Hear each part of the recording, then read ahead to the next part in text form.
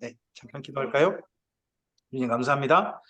어, 오랜만에 우리 또 화요 모임을 다시 시작합니다. 우리 시작할 때 지난번 그 강좌 때 주님께서 조홍현 집사를 통하여서 우리에게 만나게 해주셨던 지혜서의 이야기를 가지고 시작합니다.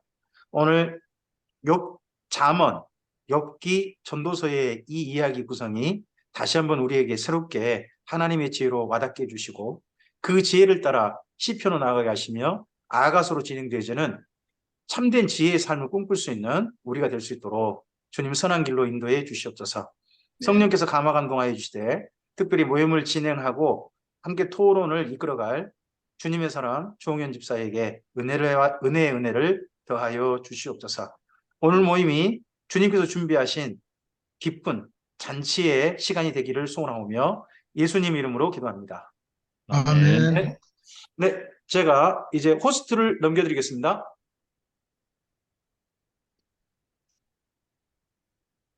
네, 종현 집사님 호스트 되셨습니다. 네, 감사합니다. 허용할 기록, 공유할 거 있으면 공유해 주시면서 이 얘기를 이제 진행해 주시기 바랍니다. 네, 네. 저도 질문을 막 하겠습니다. 아니, 뭐, 저한테 질문하실 거 없이요. 여자를 한번 초대하죠. 이거 진짜 돈만 있다면 초대 한번 해보고 싶습니다. 아니요. 그냥 오실 겁니다. 그래요? 예, 저하고 소통을 좀 하고 있는데요. 네. 예, 한번 모임이 된다면 한번 그분과 네네. 진짜 좀 만나보고 싶습니다. 예, 네네네. 우리가 뭐, 어디든지 장소를 정해서, 광주도 네네네. 좋고, 대전도 좋고, 뭐, 예, 되면은 한번 네. 와서 저자 직강을, 네네네. 예, 지혜서라는 그 제목에 진짜 한번 네, 특강을 들어보고 싶어요. 네. 예, 그렇게 했으면 좋겠습니다. 자, 그러면 시간을 절약할 겸, 오늘 우리가 흔히 성문서라고 얘기를 하는 욥기, 시편, 잠언, 전도서, 아가서 이 5권의 책을 오늘은 잠언, 욥기, 전도서 이게 지혜문서라고 불려지는 즉 시가서 중에서 지혜문서라고 불려지는 이 3권의 책의 상호작용과 또 순서를 함께 좀 살펴봤으면 좋겠습니다. 지금 화면 공유되고 있죠? 네. 네. 자, 어, 화면 오른쪽에 보이는 것은 우리가 지금 사용하고 있는 기독교식 성경 분류인데요. 이제 모세 오경, 그리고 5권의 책과 이거 흔히 우리가 율법서라고 그러죠. 그리고 이제 역사서, 그리고 욥기, 시편, 잠언, 전도서, 아가서 이 5권을 시가서라고 하는데 시가서라고 이제 뭉뚱그려서 이렇게 부르기에는 조금 문제가 있죠. 왜냐하면 시로 구성된 것도 물론 시편이나 아가서는 시가서가 맞습니다. 그러나 또 산문으로 돼 있는 운문이 아닌 산문으로 돼 있는 책들도 있기 때문에 시가서라고는 이제 부르지만 오늘 제가 이제 여러분들과 함께 고민해 보고자 하는 것은 그 중에서 이 5권의 책 중에서 지혜문서를 조금 구분을 해가지고 즉 시가서가 아닌 성문서 케투빔 중에 시서로 이제 지혜문서로 구분되어 있는 잠언, 욥기, 전도서 이 3권의 책을 오늘 좀 살펴볼까 합니다. 이 히브리식 성경 분류는 어, 토라, 네비임, 케투빔 이렇게 3덩어리로 크게 구분을 합니다. 이걸 앞에 자음만 따가지고 자음을 조합해서 첫 글자만 따서 토라, 네비임, 케투빔 해서 타나크 많이 들어보셨을 겁니다.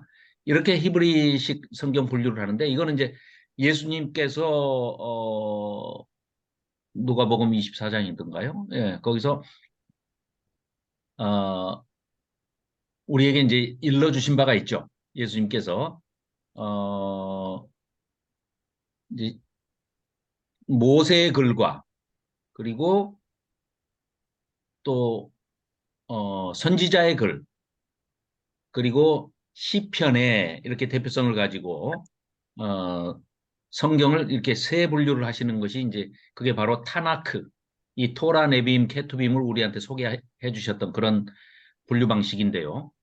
여기에 이제 조금 다른 부분들이 있는데 우리 기독교식 성경 분류 방법과는 좀 다른 부분들이 있는데 지금 뭐 그걸 살펴보기는 이제 시간이 좀 만만치 않아서 다음에 기회가 되면 이 히브리식 성경 분류는 조금 말씀을 드리겠습니다. 근데 오늘 이제 제가 이 설명을 소개를 해드리는 이유는 우리가 살펴보는 것이 기독교식 성경 분류에는 욥기, 시편, 잠언, 전도서, 아가서 이렇게 5권의 순서가 정해져 있는 것이 역사적인 배경을 시대 순으로 나누다 보니까 그렇게 됐다는 말씀이죠. 무슨 얘기냐? 제일 먼저 욥기를 배치한 것은 욥기가 시대적인 배경이 족장 시대입니다. 아브라함 시대 오히려 이전 시대를 배경으로 하고 있다. 그래서 제일 먼저 앞에다가 욥기를 배치하고 그 다음에 이제 시편 하면은 거의 뭐 절반 가까이를 다윗이 썼기 때문에 다윗의 시편 해서 이제 다윗 시대가 두 번째 오는 것이고 그 다음에 이제 우리가 뭐 최소한 솔로몬이 관여돼 있거나 직접 썼거나 했다라고 전해져 내려오는 잠언, 전도서, 아가서 이 세 권을 시대적으로 배경을 역사 순으로 이제 배치하다 보니까 제일 앞에 욥기, 그 다음에 다윗의 시편, 그리고 솔로몬의 잠언, 전도서, 아가서 이렇게 세 권을 배치를 해서 욥기, 시편, 잠언, 전도서, 아가서 이렇게 돼 있는데 사실 66권이 다 뭐 하나님이 성령의 감동하심으로 우리에게 주신 하나님의 말씀이지만 그 중에 굳이 구분을 하자면 이 시가서 내지는 이제 케투빔 성문서로 불리는 이 욥기 시편 잠언 전도서 아가서 이 5권의 책은 우리 인간의 편에서 하나님께 올려드리는 노래다.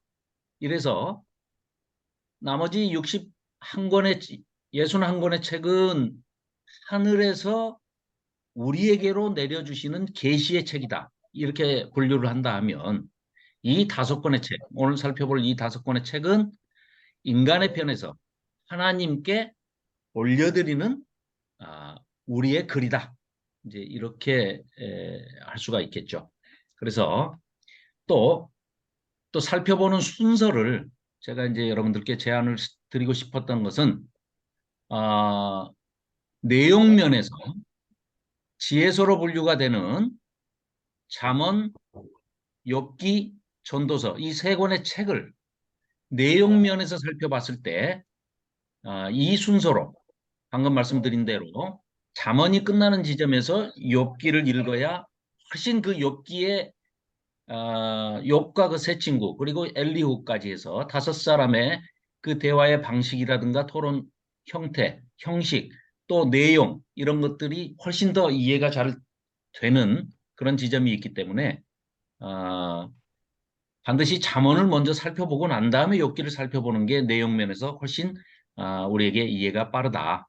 이런 이유로 그렇게 말씀을 드리는 겁니다. 자, 그리고 한 가지 더 살펴보자면 이 유대인들의 성경 분류 방식에서 토라, 네비임, 케투빔 이 순서는요.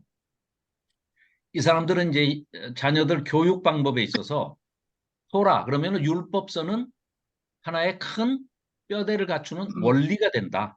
그리고 이건 이제 비유하자면 하나님께서 직접 모세에게 주신 말씀이고 또 하나님께서 직접 십계명으로 대표되는 레위기, 율법을 우리에게 주셨던 내용이기 때문에 그게 하나의 큰 원리가 되고 두 번째 이제 예언서는 선지자들의 글인데요. 이 선지자들의 글은 이제 말 그대로 목자와 선생을 통해서 그러니까 이제 하나님의 속성 중에 어머니 같은 속성을 가지고 있는 교육을 전담하는 그런 책이다 해서 내비임을 예언서를 그렇게 구분을 하고요. 이제 오늘 살펴볼 성문서는 케투빔은 시가서, 지혜서라고 하는데 이거는 우리 실생활의 삶에 적용이 되는 그런 부분이다. 이렇게 얘기를 할 수 있겠습니다. 유대인들은 이제 그래서 토라 하면은 하나님을 경외하라는 대주제를 가지고 설명을 하고 그 뼈대가 되는 얘기죠. 모세오경이. 그리고 예언서는 그 율법을 주셨는데 그 율법대로 살았느냐 살지 않았느냐 이걸 살펴보는데 이 하나님을 경외하는 자는 구원을 받을 것이고 하나님을 경외하지 않고 불순종하고 불신앙하는 자들은 하나님께 그런 맞서는 자들은 반드시 심판을 받는 그 과정을 보여주는 것이 바로 예언서, 내비임이 된다. 이렇게 말씀드릴 수 있고요. 케투빔은 하나님을 경외하는 원리, 또 방법, 그리고 세상의 일상적인 우리의 삶에서 그러니까 수직적인 어떤 그런 그 관계보다는 수평적인 관계, 이웃들과의 관계에서 하나님께서 우리가 어떻게 살아야 한다는 것을 기뻐하시는가? 하나님께서 우리를 향하여 어떤 생각을 가지고 이런 말씀을 주고 계신가? 이런 것들을 살펴볼 수 있는 책이기 때문에 이 케투빔을 세상의 일상적인 그런 삶에서 우리가 어떻게 하나님을 경외하는 삶을 살 것인가에 대한 이 신뢰적이고 구체적인 그런 이야기들이다. 이렇게 살펴볼 수가 있겠습니다. 그리고 어, 이제 5권의 책을 이제 이런 식으로 분류를 한번 해봤는데요. 이제 시편을 가운데 두고 잠언과 욥기를 정반대에 배치를 한 이유는 자, 잠언이 잠깐 말씀을 드리자면 하나님께서 이 우주를 섭리하시고 우리 인간의 생활을 이 피조 세계를 다스리는 큰 섭리의 수레바퀴가 권선징악과 또 뿌린 대로 거둔다. 인과응보 이런 큰 거대한 규칙으로 돌아가는데 그런 규칙을 설명을 하는 책이 이를테면 신학적인 용어로 규범적인 지혜라고 소개를 학자가 이제 하고 있는데요. 이 규범적인 지혜 이게 아까 율법으로 얘기하자면 율법 오경으로 얘기하자면 신명기적인 지혜다. 레위기나 신명기에서 우리의 삶에 대해서 실질적으로 적용해야 할 부분들을 알려주는 책이 바로 아, 이 잠언에 많이 녹아들어 있는데 이 잠언을 그래서 규범적 지혜다 이렇게 한다면 이 잠언이 단조로운 일상, 우리의 평범한 경험을 할 수 있는 그런 일상생활에서 우리가 겪어야 할, 또 우리가 지켜야 할 이런 규범을 얘기한다면 꼭 잠언적인 그런 규범적인 지혜만으로 이 세상이 돌아가는 건 아니더라. 그렇게 해봤더니 항상 권선징악의 그 패턴대로 그 질서대로 돌아가는 건 아니더라. 아주 특별한 예외가 있더라. 아무런 잘못이 없는데도 불구하고 욥처럼 의인이라고 평가받는 사람이 당하는 그런 고난들도 있더라. 그런 애매하게 당하는 고난에 대해서는 어떻게 설명할 것이냐 하는 이런 특별한 경험을 가지고 들고 나와서 얘기를 하는 것이 바로 욥기가 되겠습니다. 그래서 잠언을 먼저 살펴보고 그리고 욥기를 잠언이 끝난 지점에서 살펴보는 것이 우리의 이해를 많이 돕고 또 내용 면에서 어, 지금까지 우리가 전통적으로 그 살펴봤던 그런 방식이나 순서를 좀 벗어나서 한번 유연성을 가지고 살펴보는 게 좋지 않겠나 그런 말씀을 드립니다. 그리고 어떤 사랑의 경험을 가지고 얘기할 때는 그 전도서와 아가서를 서로 대칭 관계로 놓고 이걸 또 나중에 다시 살펴보도록 하겠습니다. 자, 먼저 잠언을 좀 살펴보겠습니다. 잠언의 타이틀을 어떻게 의로운 삶을 살 수 있는가 라고 이제 붙였는데요. 이것은 이제 아까도 말씀드렸듯이 하나님께서 우리를 향해서 우리가 어떠한 삶을 살기를 원하시는지, 기뻐하시는지를 살펴보는 가장 기본 정보가 바로 잠언에 녹아 있기 때문에 그렇습니다.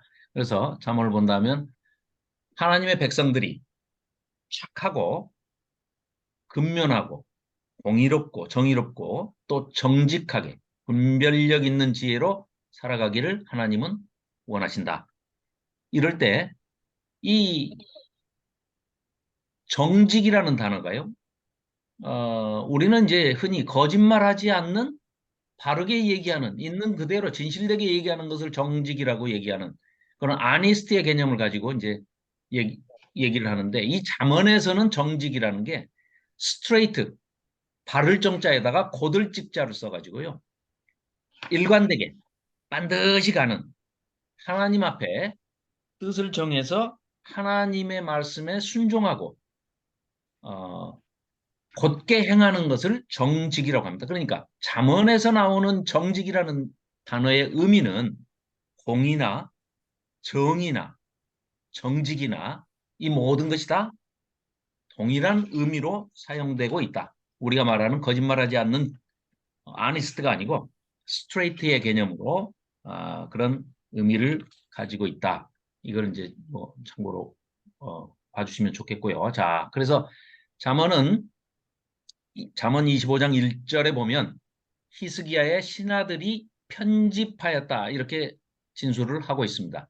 그걸 보면 이 저자의 문제가 꼭 이게 솔로몬의 저작이다 아니다 이 저자의 문제를 뭐 여기서는 뭐 논할 필요가 이제 없다라고 생각을 하는 게, 왜냐하면 이 지혜의 문제만큼은요 우리가 공의 인류 전체에 해당이 되고, 이게 꼭 시간과 어떤 시대적인 배경과 역사적인 배경, 이런 장소적인 문화 뭐 이런 배경을 다 초월하는 공통의 주제고 우리 삶의 실존에 관련되는 문제이기 때문에 이 지혜 문제, 또 고난의 문제, 이런 걸 흔히 신비라고 하지 않습니까? 하나님의 비밀, 하나님의 영역에 속하는 우리 인간의 머리로는 다 고난의 신비라든가 이런 걸 다 알 수가 없기 때문에 이런 부분들에 있어서는 굳이 저자가 솔로몬이냐 아니냐를 이렇게 논할 필요가 없겠다 싶어서 그 저자 문제는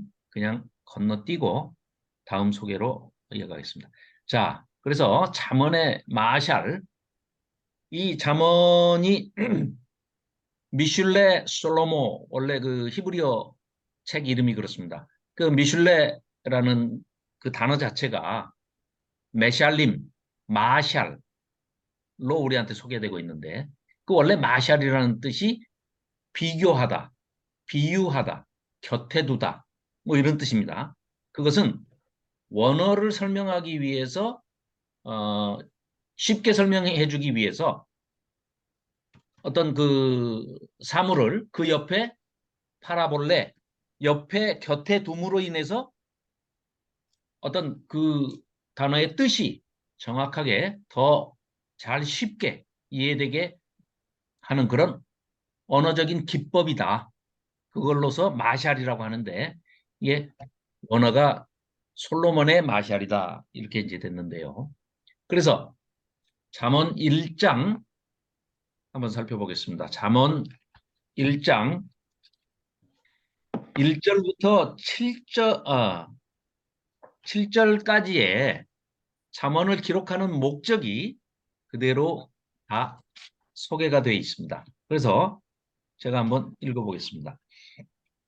잠언 1장 1절입니다. 1절부터 7절까지 한번 읽어보겠습니다. 다윗의 아들 이스라엘 왕 솔로몬의 잠언이라. 이는 지혜와 훈계를 알게 하며 명철의 말씀을 깨닫게 하며 지혜롭게 공의롭게 정의롭게 정직하게 행할 일에 대하여 훈계를 받게 하며 어리석은 자를 슬기롭게 하며 젊은 자에게 지식과 근신함을 주기 위한 것이니, 지혜 있는 자는 듣고 학식이 더할 것이요 명철한 자는 지략을 얻을 것이라. 잠언과 비유와 지혜 있는 자의 말과 그 오묘한 말을 깨달으리라. 여호와를 경외하는 것이 지식의 근본이거늘 미련한 자는 지혜와 훈계를 멸시하느니라. 자, 지금 방금 말씀드린 대로 잠언 1장 1절 말씀부터 7절 말씀에 이 잠언을 기록한 기록 목적이 지금 소개가 되고 있습니다. 자, 그래서 솔로몬의 잠언이라라고 하는 것은, 잠언은 이제 이 한자어를 차용해서 이제 우리 말로는 번역을 했는데요. 이 잠자가 바늘 잠자입니다. 바늘 잠자. 그래서 이 바늘로 콕콕 찌르듯이 바른 길을 갈 수 있도록 그렇게 인도하는 그런 하나님의 말씀이다. 이런 뜻에서 우리말로는 한자 바늘잠자를 가져와서 잠언이라고 이렇게 썼습니다. 그런데 아까도 말씀드렸지만 솔로몬이 잠언 3천을 얘기를 했는데 히스기야 신하들이 거기에서 솔로몬의 잠언 일부를 편집하고 또 솔로몬의 잠언만 있는 게 아니라 많은 지혜자들의 잠언 그리고 또 나중에 30장, 31장에 가서 보면 또 다른 르무엘 왕의 어머니 내지는 아굴의 잠언이다 해가지고 다른 사람들의 잠언도 소개를 하고 있습니다.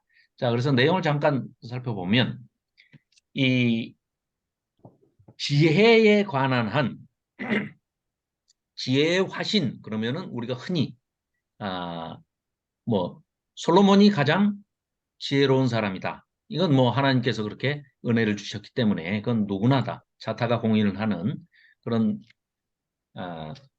사실인데 사실 우리가 그 열왕기서나 역대서를 보면 이제 이렇죠. 사실 솔로몬이 구했던 것은 레브 샤마였습니다. 즉 잘 듣는 마음. 목적이 뭐였느냐? 왜 잘 듣고 싶어 하느냐? 재판을 바르게 해서 억울한 사람이 없도록 백성들을 편안하게 그렇게 섬기겠다 하는 그런 마음 때문에 사실은 어, 레브샤마를 구했던 거죠. 하나님께. 그랬더니 하나님께서는 구하지 않은 것까지 다 주셨는데 이제 지혜, 특히 호크마라고 불리는 그 지혜를 주신 것이죠. 그래서 우리가 지금 이 잠언, 욥기, 전도서, 지혜문서를 살펴볼 때 주의하실 사항은 현대적인 감각으로 우리가 지혜나 지식 이런 잣대를 가지고 이 책들을 지혜문서를 살펴서는 안 되겠다. 왜냐하면 잠언에서 말하는 지식과 지혜는 지금 현대인들이 해석하는 지혜와 지식과는 전혀 다른 의미입니다. 그렇기 때문에 대표적으로 삶에서 올바르고 경건한 것을 분별하고 선택하는 능력.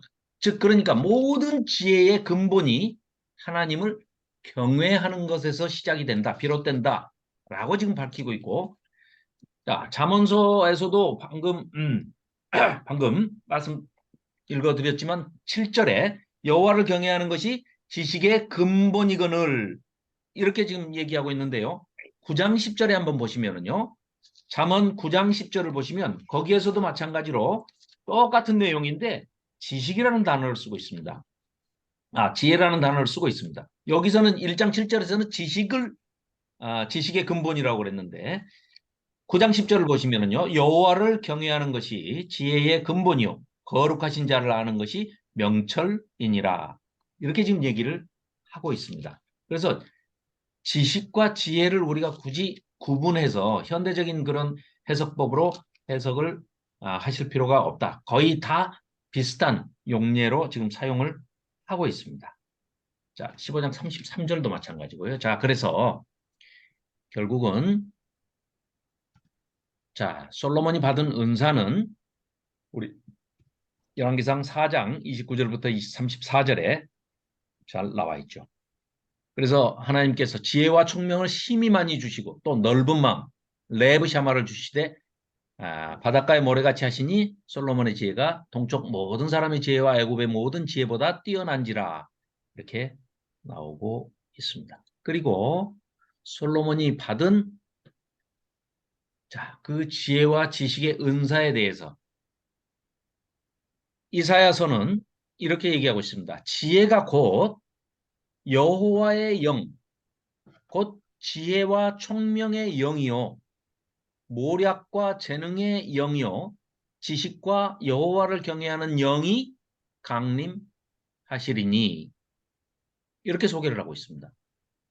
즉 성령 하나님에 대한 소개와도 거의 흡사한 그런 성령 하나님을 소개할 때 사용되는 그런 어법으로 여호와의 영, 지혜 이렇게 밝히고 있습니다.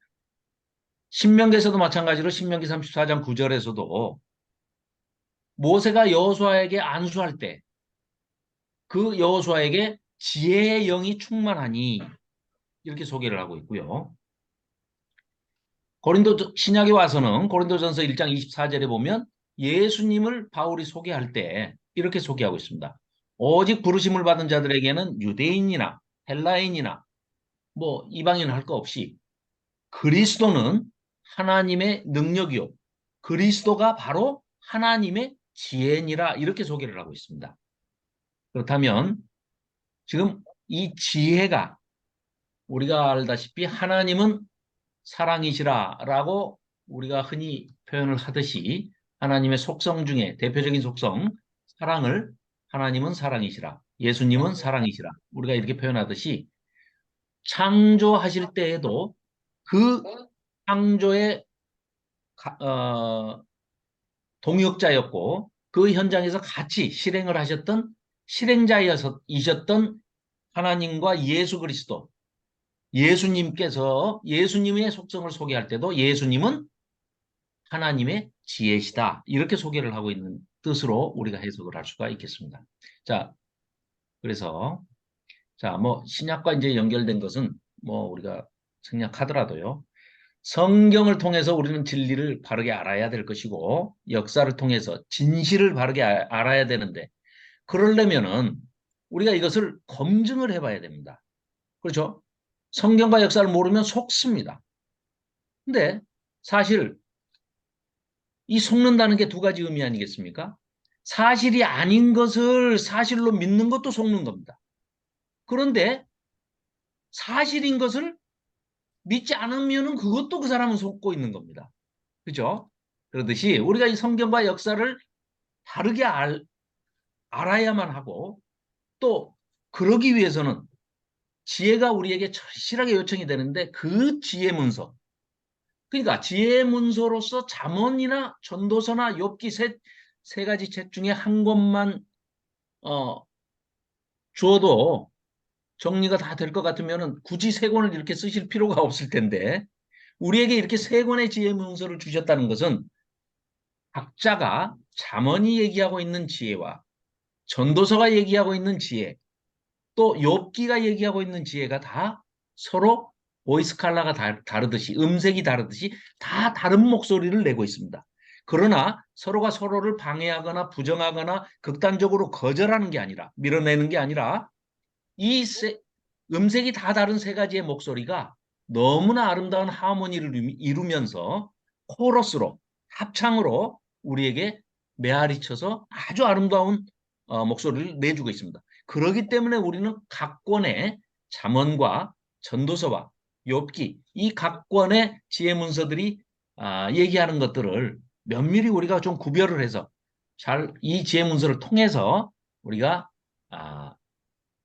역사와 또 우리에게 소개되는 성경이 바르게 기록된 온 목적대로 바르게 전달이 되고 있는지 이런 것에서 속지 않아야 되고 또 사실인지 검증할 능력을 키우는데 지혜와 지식이 절대적으로 필요하다 하는 그런 말씀을 드릴 수가 있겠습니다. 자, 그래서 자, 또 판단은 지혜자여야 지혜가 있어야 판단도 신속히 할 수 있는 것이지 너무 머뭇거리거나 때를 놓치는 경우가 또 많이 있죠. 그래서 신속성도 요구하는 것이죠. 그리고 속지 말아야 한다. 그렇죠. 지혜를 가지고 분별의 능력도 있어야 되지만 지혜를 가지고 우리는 속지 않아야 되는데 사실이 아닌 것을 믿으면 속는 것이고 또 사실을 믿지 않으면 그 사람도 속는 것이죠. 그래서 우리가 뭔가를 믿고 뭐 믿지 않고 하기 이전에 먼저 사실인가를 철저하게 살펴가지고 지혜로서 살펴서 그 증거가 확실히 드러나면 사실이면 뭐든지 반드시 증거가 있기 마련이죠. 그래서 그 증거를 우리가 검증하는 능력을 키워야 되겠다. 그래서 이 잠언이라는 책을 우리에게 하나님께서 들려주신 것이다. 그래서 잠언을 한번 전체적으로 좀 맥을 잡아보면 이렇습니다. 어, 자, 1장 1절부터 7절까지가 방금 읽었던 그게 지혜의 정의이고, 자, 이게 서론이 되겠습니다. 에필로그가 되겠는데요. 그리고 이제 결론은 역시 맨 뒤에 31장 10절부터 마지막까지 현숙한 여인으로 지혜를 의인화시켜서, 즉 우리말 번역은 현숙한 여인이다, 이제 이렇게 번역을 했는데, 사실 여기에서 쓰고 있는 게 하일이라는 단어를 쓰고 있는데요. 그 룻기에서 룻과 보아스, 네네, 를 표현할 때 썼던 그 단어입니다. 유력한 자, 능력 있는 자. 그러니까 이 능력과 결부를 시키는 것은 지혜이기 때문에 그렇습니다. 이게 우리가 말하는 현모양처 이런 개념이 번역을 해놓으니까 동양적인 어떤 그 가치관이 들어가가지고 여인에 대해서 평가를 할 때는 그냥 현모양처 내지는 현숙한 여인 뭐 이렇게 했는데, 그게 아니고 지혜를 의인화시켜서 이게 하일로 소개를 했는데, 그 지혜와 결혼해라, 지혜라 사귀어라, 지혜랑 뭐 궁극적으로는 결혼을 해라, 이렇게 지금 소개를 하고 있는 그런 장면이 31장입니다.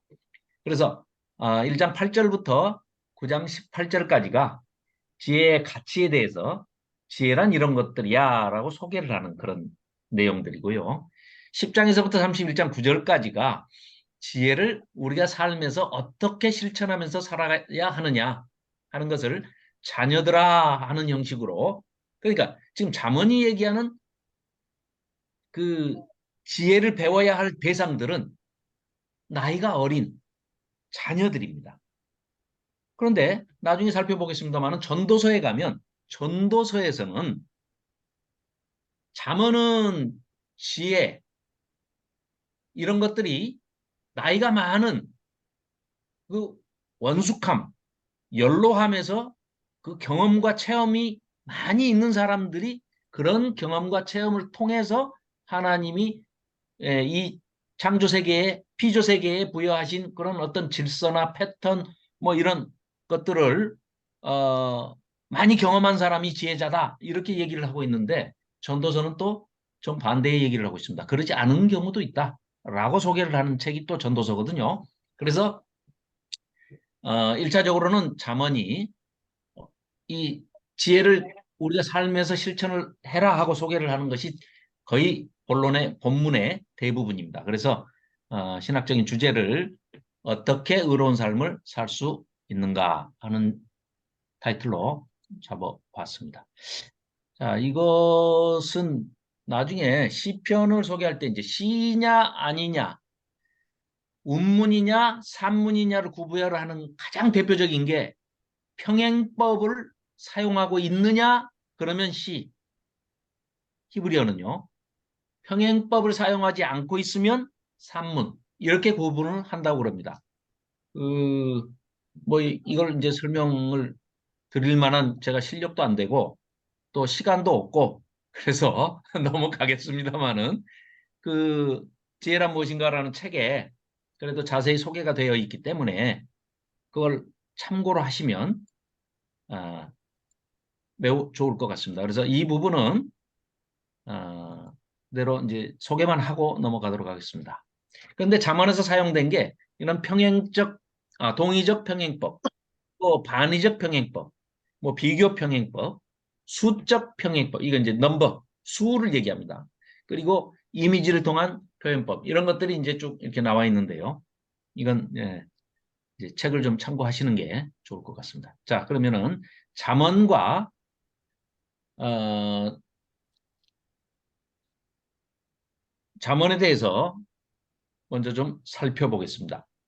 우리가 배워야 할 일상적으로 경험하는 지혜들에 대해서 이야기하고 있는데, 또 하나님께서 이 세상을 창조하실 때 어떠한 규범과 어떠한 패턴으로 어떠한 질서로 만드셨는가라는 것을 가르쳐주고, 또 우리로 하여금 배우게 하는, 소개하는 책이 잠언이다. 이걸 규범적 지혜다 이렇게 얘기를 하는데요. 그러니까 쉽게 얘기하면 스탠다드 위즈덤이라고 할까요? 일반적인 거고 표준적인 겁니다. 그런데 이게 그대로 다 되느냐? 그렇지 않다는 걸 얘기하고 있는 게 욥기입니다. 그리고 또 한 차원 더 제3의 대안을 제시하면서 어, 잠언이나 욥기가 또 제기하는 문제까지도 다 포괄해서 또 대안적인 선을 제시하고 있는 책이 또 전도서입니다. 그래서 하나님의 선한 피조 세상에서 지혜롭게 잘 살아가기 위해서 주신 책이 지침서로 주신 책이 바로 이 잠언인데 잠언의 큰 핵심 줄기는 이렇습니다. 권선징악이고 인과응보입니다. 자, 우리 방금 읽어봤지만 1장 7절에서 여호와를 경외하는 것이 지식의 근본이요. 아까 뭐 9장 10절에서도 여호와를 경외하는 것이 지혜의 근본이요. 이렇게 얘기를 했단 말이죠. 그럼 경외하다, 공경하면서도 두려워하다. 이런 뜻이 동서고금을 막론하고 다 인간이면 다 신에 대해서 느끼는 감정이 이렇게 복합적인 감정을 느끼는 것이 다 똑같은가 봐요. 동양이건 서양이건 뭐 예나 지금이나 할 것 없이. 그래서 이런 두려움을 주로 지금 경외를 왜 그러면은 잠언서에서는 강조하느냐? 자, 하나님이 창조를 하신 이 피조 세계가 이러한 기본적인 패턴이 질서가 지켜지지 않는다 하면 이건 악이 너무나 판치는 세상이 될 수가 있죠.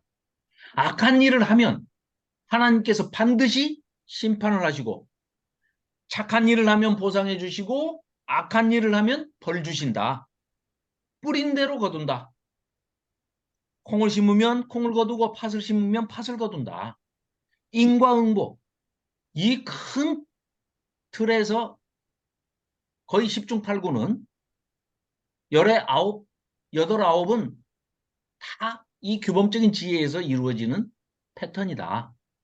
그리고 하나님과 또 이 창조 세계에 대해서 일반적인 현상들, 그러니까 자연 현상들은 뭐 거의 다 여기에 해당이 되겠죠. 그렇죠? 아침이 되면 해가 뜨고 해가 해가 뜨는 겁니까? 지구가 도는 건데 어쨌든거나 자, 뭐 봄 다음에 여름이 오고 여름 다음에 가을이 오고 가을 다음에 겨울이 왔는데 겨울 다음에 다시 가을이 온다. 이것도 괜찮을 것 같은데 그렇게 순환하는 것도 괜찮을 것 같아요. 쓸데없이 그런 생각이 들어요.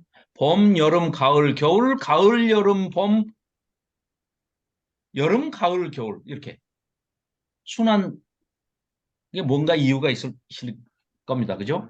하나님이 봄, 여름, 가을, 겨울 사계절을 이렇게 정확하게 구분하신 거는 아마 자연계가 그렇게 돌아가는 게 예, 훨씬 순리적이기 때문에 아마 그렇게 창조를 하셨을 겁니다. 어, 날씨가 너무 이상하니까 좀 이상한 생각도 해본 겁니다. 죄송합니다. 자, 그래서 이런 일반적인 현상과 규범들을 이제 배우는 단계. 그러니까 우리의 인생으로 비유하자면 이런 겁니다.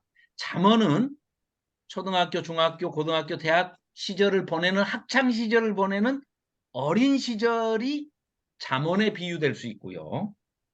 그 다음에 욥기는 학교 생활을 마치고 규범적 지혜를 다 일반적인 스탠다드 위즈덤을 다 배운 다음에 세상에 나와봤더니 이 세상이 만만치 않고 꼭 세상이 그렇게 잠언적인 신명기적인 인과응보 권선징악의 그 패턴대로만 돌아가는 것은 아니더라 하는 것을 깨닫게 되는 게 욥기적 지혜다. 그런다면 그것은 반성적 지혜다라고 이렇게 용어를 붙일 수가 있는데요.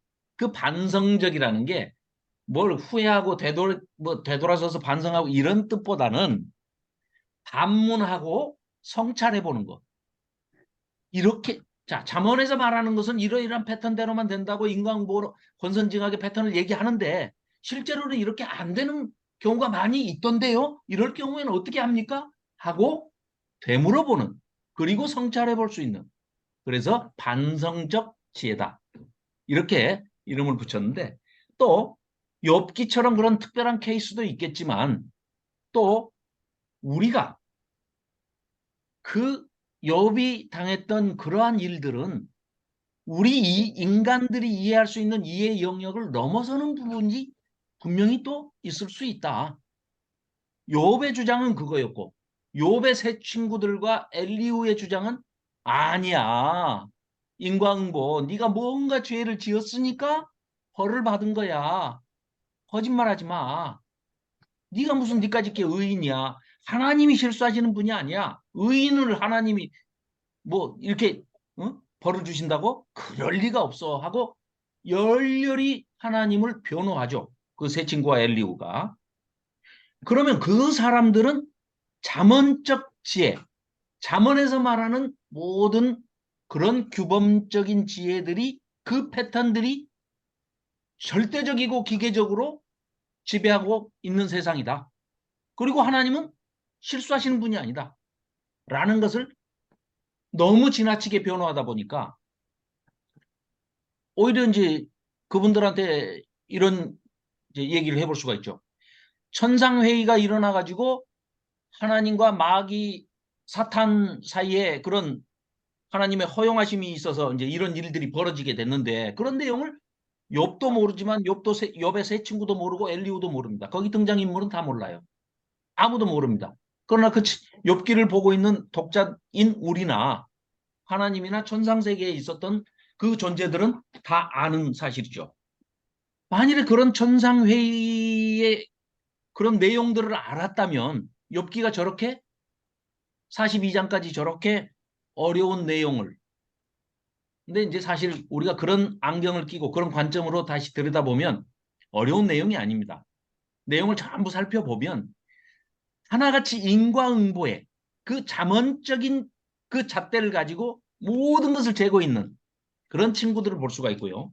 처음부터 끝까지 알 수 없다. 내가 왜 이런 일을 당하는지 나는 알 수가 없다 하고 자기 무죄를 주장하고 있는 그런 욥을 그 대화 내용에서 얼마든지 우리가 냉철하게 판단하고 이해할 수가 있습니다. 그래서 자, 특히 잠언은 이런 내용이죠. 지금 배우는 단계다. 그러니까 학교로 따지면 입문자죠. 입문자. 그러니까 아버지가 자녀에게 이런 것들을 알려주는 교육용 잠언인 것처럼 그런 형태를 빌어서 이렇게 쓰고 있고 더더군다나 이제 맨 앞에 1절에다가 다윗의 아들 그 아들이란 거는 꼭 자기 아들을 얘기하는 게 아니고 후손을 얘기하는 거죠. 자손들을 얘기하는 거죠. 그래서 이스라엘 왕 솔로몬의 잠언이라 했을 때 솔로몬의 대한 이런 뜻도 되고요. 솔로몬에 관한 이런 뜻도 되고요. 자, 이런 거를 페르소나라고 하는데요. 이 페르소나는 고대에 연극을 행할 때 배우들이 여러 사람의 역할을 하는 배우가 1인 다역을 하는 배우가 가면을 손잡이가 달린 가면을 만들어 가지고 마스크, 탈 이런 걸 만들어서 이 사람 역할을 할 때는 이 마스크를 쓰고 또 저 사람 역할을 할 때는 저 마스크를 쓰면서 이렇게 했던 것을 이제 페르소나라고 하는데 이 지혜의 대명사 하면은 솔로몬은 만천하가 아는 사람이기 때문에 이 다윗의 아들이라고 쓴 것은 이제 후손을 얘기하는 것이지만 이스라엘의 왕 솔로몬이 쓴 잠언이다 이렇게 됐다면 이거 우리가 저자를 의심할 바가 전혀 없죠. 그런데 나중에 내용을 살펴보면 솔로몬이 쓸 수 없는 내용들이 많이 나옵니다. 그렇기 때문에 저자에 대해서는 이제 서두에 소개해드린 대로 저자가 중요한 게 아니다. 또 시대가, 저작 연대가 중요한 게 아니다. 그리고 이거를 케투빔으로 분류를 해서 성문서에다가 잠언, 욥기, 또 뭐 전도서, 아가서를 다 분류해서 집어넣은 것은 제2성전기, 포로 귀환자 시대 때 BC, 그러니까 기원전 6세기경에 쓰여진 문서기 때문에 케투빔에 배치를 해두었다. 이렇게 유대인들은 밝히고 있습니다. 자, 그래서 저자 문제는 더 이상 거론치 않도록 하겠습니다. 자, 그래서 전체 내용을 한번 보면 자, 1장부터 9장까지 자녀 교육용으로 아들아 하면서 아버지가 아들에게 인생에 대한 교훈을 하는 것 같은 그런 형식으로 그런 프레임으로 얘기하고 있습니다. 그리고 이제 10장에서 24장까지가 솔로몬의 잠언이라 비교 대구 형식의 마샬이다. 그리고 지혜자의 잠언이다 해가지고 또 25장부터 29장까지 소개되어 있고요. 아굴의 잠언, 그리고 르무엘 왕의 어머니의 잠언이다. 이렇게 소개를 하고 있는데 여기서 이제 아까 소개해드린 대로 지혜를 의인화시켜서 그 여성과 결혼해라 라고 소개를 하고 있습니다. 자, 그러면 지혜를 어떻게 얻을 수 있느냐? 잠언에서 젊은이들에게, 그러니까 잠언이 말하는 젊은이, 자녀 이런 사람들은 늙은이가 아니고 장로가 아닌 사람은 다 아버지, 어머니, 장로, 뭐 늙은이 이런 사람들은 다 지혜자입니다. 잠언이 말하는 그런 사람을 제외한 나머지는 다 교육의 대상입니다. 그러니까 우매자들이에요. 지혜를 배워야 할 사람.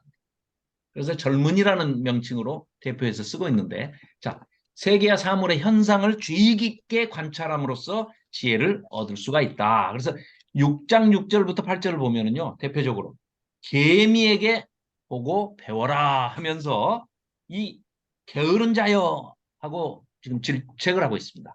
그러면서 자연세계, 즉 우리가 특별 계시로 받은 이 성경이 있지만 일반 계시로 주어진 자연, 이 자연에서도 배워라. 어떻게 함으로써요? 관찰함으로써 주의 깊게 관찰함으로써 하나님의 창조 질서를 배워라. 이런 말씀을 하고 있습니다. 또 두 번째로는 반드시 스승, 아버지, 뭐 선생 이런 나이 먹은 사람들로부터 지혜의 교훈을 받고 따르고 순종해라. 그리고 또 과거의 실수와 실패를 체험적인 경험을 이제 얘기하는 거죠. 거울 삼아서 동일한 어리석음을 되풀이하지 말아라. 이런 내용이 또 나오고요. 그리고 하나님을 경외함으로써 지혜를 얻는다. 악한 짓을 하면 반드시 벌을 받는다. 이 패턴이 질서가 있어야만 두려워서라도 죄를 안 짓는 자들이 나오겠죠. 그래서 하나님은 지혜의 근원이 되시고 하나님을 경외하는 자가 지혜로운 것이고 지식의 근본이다. 이런 얘기를 하고 있습니다. 자, 그 다음에 정리합니다. 잠언. 우리가 배워야 할 일상적으로 경험하는 지혜들에 대한 이야기인데 이 세상을 하나님께서 어떠한 규범과 패턴, 질서대로 만드셨는가 이걸 우리에게 소개해주는 책이다. 그리고 하나님의 선한 피조 세상에서 지혜롭게 잘 살기 위한 지침서인데 하나님은 지혜의 속성을 가지고 계시기 때문에 하나님이 바로 지혜이시고 공의의 하나님이시다. 이 잠언 규범적 지혜의 큰 핵심 메시지는 바로 권선징악과 인과응보입니다. 의인은 보상해 주시고 악인은 벌 주시고 뿌린 대로 거둔다. 심은 대로 거둔다. 인과응보, 권선징악 그렇습니다. 그래서 하나님과 그분의 창조 세계에 대해서 일반적인 어떤 그런 자연 현상뿐만 아니라 모든 패턴들, 돌아가는 질서, 오더들이 이런 것들을 배우는 무엇이 옳고 그른지 또 진선미 할 것 없이 모든 것이 다 하나님께서 우리의 인간에게 창조하시면서 풍부해 주신 그러니까 그냥 본능적으로 알게 되는 거죠. 미적인 감각도 뭐 굳이 예를 안 들어도 뭐 잘 아시겠지만 그 그냥 예를 안 들겠습니다. 예를 안 들겠습니다. 옆에서 누가 뭐라고 그러시는 거예요? 예, 시간이 가니까. 네. 그래서 지혜를 깨닫기 이전의 상태가 대상자고 우매자죠. 예. 그래서 자녀. 자, 그렇습니다. 이건 뭐 아까 소개 드렸던 말씀이고요. 예. 요한복음 1장 1절의 말씀도 말씀과 지혜에 관한 그런 얘기들을 잠언 8장과 그렇게 비교해서 소개를 해드리는 책입니다. 자, 시간 관계상 욥기로 넘어가겠습니다. 집사님, 네. 다음 시간에 엽기하고 전도서 다 따로 한번 하시죠. 따로요? 네, 오늘 여기까지 하시고서 그럴까요? 네, 잠언 지금까지 하신 거 좀 네, 네. 토론해 봤으면 좋겠어요. 그러겠습니다. 기본적인 그러면 거. 네, 어떠세요? 다른 분들? 공유 좋아요. 준비. 네, 한 번 더, 다음에 한 번 더, 전도서하고, 아, 엽기. 예, 다음 주에 그러면 엽기를 엽기를 다음 주 먼저 한 번 예, 더. 네. 하고 여기 그러시죠. 잠언과 비교되는 지혜, 네, 네, 네. 규범적 지혜와 비교되는 반성적 지혜라 불리기도 하고, 뭐 여기 네, 네. 저자는 삐딱한 지혜라고 표현했던데, 아, 네, 네. 그 지혜에 대해서 서로 집사님께서 한번 좀 해주시고, 예, 오늘 예. 일단 잠언 부분에 대해서 네. 집사님이 지금 강의해 주신 것과 네. 평소 생각하셨던 것, 그리고 또 책을 읽어보신 분들이 있으실 것 같아요. 네. 잠언 부분이 가장 먼저 소개되고 있잖아요. 네. 읽어보면. 읽어보시면서, 집사님께서 지금 해주신 이야기하고, 오게 또 그 가운데서 읽으시면서, 이런 부분 좀 더 좀 내용이 좀 들어가야 되지 않겠느냐. 좀, 또 이런 부분은 이렇게 설명하기 더 좋지 않겠느냐. 혹시 하신 분들이 있으시면, 부분이 있으셨으면 이야기 좀 나눠보셨으면 좋겠어요. 혹시 제일학 무엇인가에서 이 책에서 잠언 부분 읽으셨나요? 잠언. 가장 먼저 소개되고 있는데. 네, 아직 네, 못 읽었습니다. 아직 못 읽으셨어요? 네. 혹시, 네, 읽어보신 분, 네, 잠언. 네, 읽었습니다. 어, 그래요? 네. 어, 어, 이 책을 일단 읽어보시면 지금 집사님의 설명이 음, 훨씬 좀 더 잘 이해되는 측면이 또 있고요. 또 그런 것도 있고, 제가 듣기로는 이 저자의 이야기하고 집사님 이야기 좀 살짝 좀 뭐랄까 네, 좀 다른 방향 부분도 좀 보이거든요. 이제 그 부분도 좀 함께 좀 토론해 네. 볼 만한 예, 예. 주제가 좀 되는 것 같아요. 예.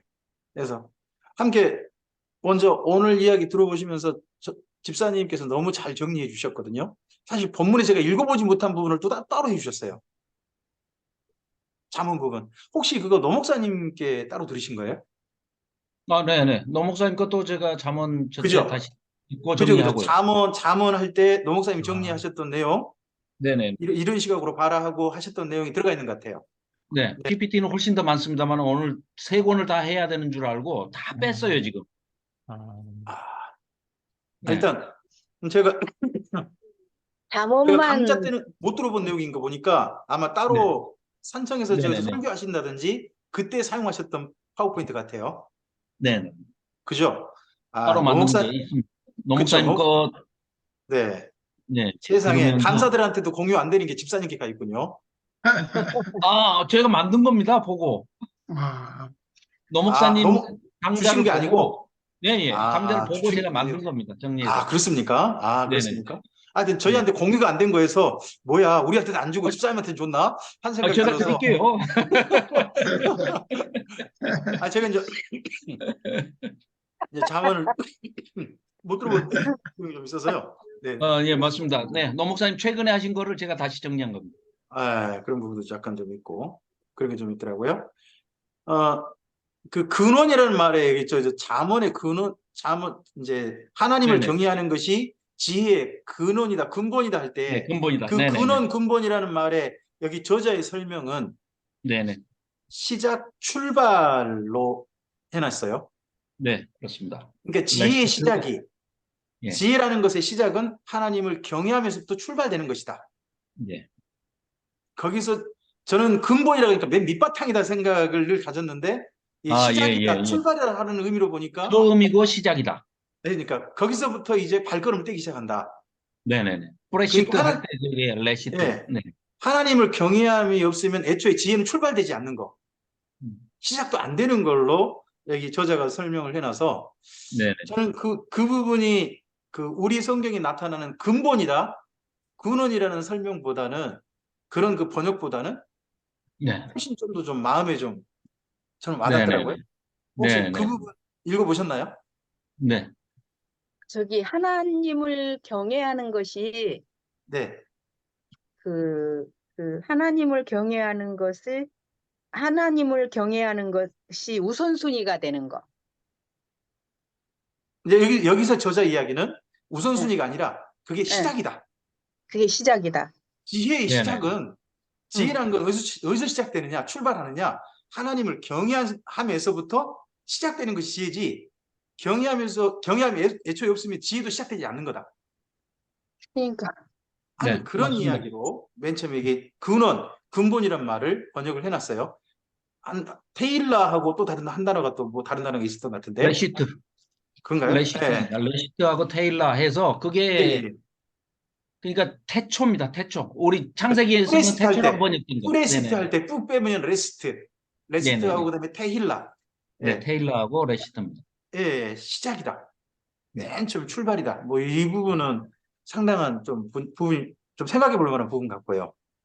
생각해 볼 부분 같고, 그다음에 그 잠언이라는 단어를 네. 그 설명해 주실 때 여기 저자가 했던 이야기 중에 저는 좀 도리어 마음에 와닿았던 것이 뭐였냐 그러면 그 속담거리, 이야기거리라는 거 혹시 아, 네네, 봤습니다. 네. 우리 그냥 마샬 그러면 저는 그냥 무조건 비교, 대조, 이야기 이렇게만 생각했는데 사실 구약 네. 성경에 번역이 굉장히 다양하게 쓰였더라고요. 네네. 이야기거리가 될 것이다. 네. 속담거리가 될 것이다. 할 때도 그게 전부 다 마샬이더라고요. 네. 그렇습니다. 마샬. 그래서 지금 현재 제가 했던 설교들도 보면 지금 저는 그 예레미야서 하고 있거든요. 네. 예레미야 당시 사람들의 행태들. 요시야 왕 때 지금 현재 요시야 지금 2장 있었는데 요시야 왕 때 행태들을 먼저 소개하고 난 다음에 그럼 우리는 어떠는가 하고 제가 설교를 그렇게 했거든요. 이런 식으로 설교가 곧 마샬이더라고요. 네네. 네. 그들을 이야기거리 삼아서 오늘 네. 우리하고 비교해 보는 거. 네. 이것도 또 마샬이에요. 그리고 우리 흔히 하는 설교 형태잖아요. 네. 성경 사람들은 이러더라. 그럼 우리는 어떤가? 하고 서로 비교 대조하게 하는 거. 이거 있는 것 같고. 그다음에 그 집사님께서 시라 그러셨잖아요. 네네. 평행급 들어가는 거. 근데 이분은 시라고 표현한 게 아니라 운문이라고 그냥 표현했거든요. 그렇죠. 원문이 예, 시니까. 운문이 시일 수도 있습니다만 네. 운율이 있는 문장이라는 뜻이죠. 그렇죠. 예. 운율이 있는 문장이 꼭 시일까? 하는 생각 좀 해볼 수도 있죠. 글을 쓸 때 운율을 산문을 쓸 가졌다는 것 때도 자체가 시라는 명칭을 부여해 주는 거죠. 그럴 3, 5, 수도 4, 있지만 4, 4, 4, 3, 뭐 이런 식으로. 그럴 수도 예, 예. 있지만 지금 이제 우리가 수필 같은 거 쓸 때도요. 수필 네. 같은 거 쓸 때도 거의 운문 형식을 쓰는 경우도 있거든요. 비교 네. 대조해서 예. 막 이런 이제 운율 감각이 있게 글을 쓰는 경우도 있단 말이에요. 예. 그런 경우도 있으니까 그런 경우도 운율 시라고 부릅니다. 감각이 있게 쓰는 내용이 있고 네, 네, 운율 네. 감각과 상관없이 쓴 내용, 그게 산문 이런 부분으로 비교될 거니까 운문을 꼭 시라고 해야 되나 하는 부분은 저는 좀 고개 갸우뚱해요. 근데 그, 책에는 운문 해놓고 가로 열고 시라고 적혀 있거든요. 시라고 됐나요? 예. 네네. 왜 이제 이 사람들이 이걸 시라고 구분을 네, 하냐면요. 욥기 같은 경우도요. 네네네. 서론과 결론, 그러니까 에필로그하고 프롤로그하고 에필로그 빼놓고 나머지는요. 네네. 3장부터 전체가 38장까지인가? 아니, 42장까지인가? 전체가 다, 41장까지. 예, 예. 예, 전체가 다 시입니다, 시. 그 말은 운율을 띤 운문으로 썼다는 얘기입니다. 그렇기 때문에 그걸 시라고 얘기를 하더라고요. 소개를 할 때. 시라고. 예, 욥기를 소개할 때 욥기가 시로 써졌다고 그래서 깜짝 놀랐습니다. 그러게요. 그랬더니 예, 책을 보니까 앞에 에필로그하고 프롤로그하고 끝에 에필로그 그 아주 조금만 빼놓고는 거기만 산문이고 나머지는 다 시라는 거예요. 그러니까 문학 형태를 이제 우리는 뭐 번역본만 보고 있으니까 전혀 모르지만 그 원문으로 보는 사람들은 아마 감흥이 전혀 또 더 좀 크지 않을까 싶어요. 시로 쓰였다 이렇게 생각하면. 질문 시쪽에 또, 있습니다. 운율이 질문이 운율이 좀 있어요. 아, 질문을 조입사님께서 받으셔야 됩니다. 아, 질문, 저 저자도 아닌데. 아니요, 지금 호스트세요. 네, 네, 네, 말씀하십시오. 두 분 중 한 분 먼저 좀 순서 정하시고. 질문이 있어요. 네, 그 질문이 뭐냐면, 네, 네. 그 잠언하고 욥기가 잠언을 읽고 욥기를 읽어야 된다 그랬잖아요. 네네. 그러니까 그게 이해가 되는 것 같아요. 왜냐하면 욥이 하나님의 선하심에 완전한 중에 행했던 사람이잖아요. 네네.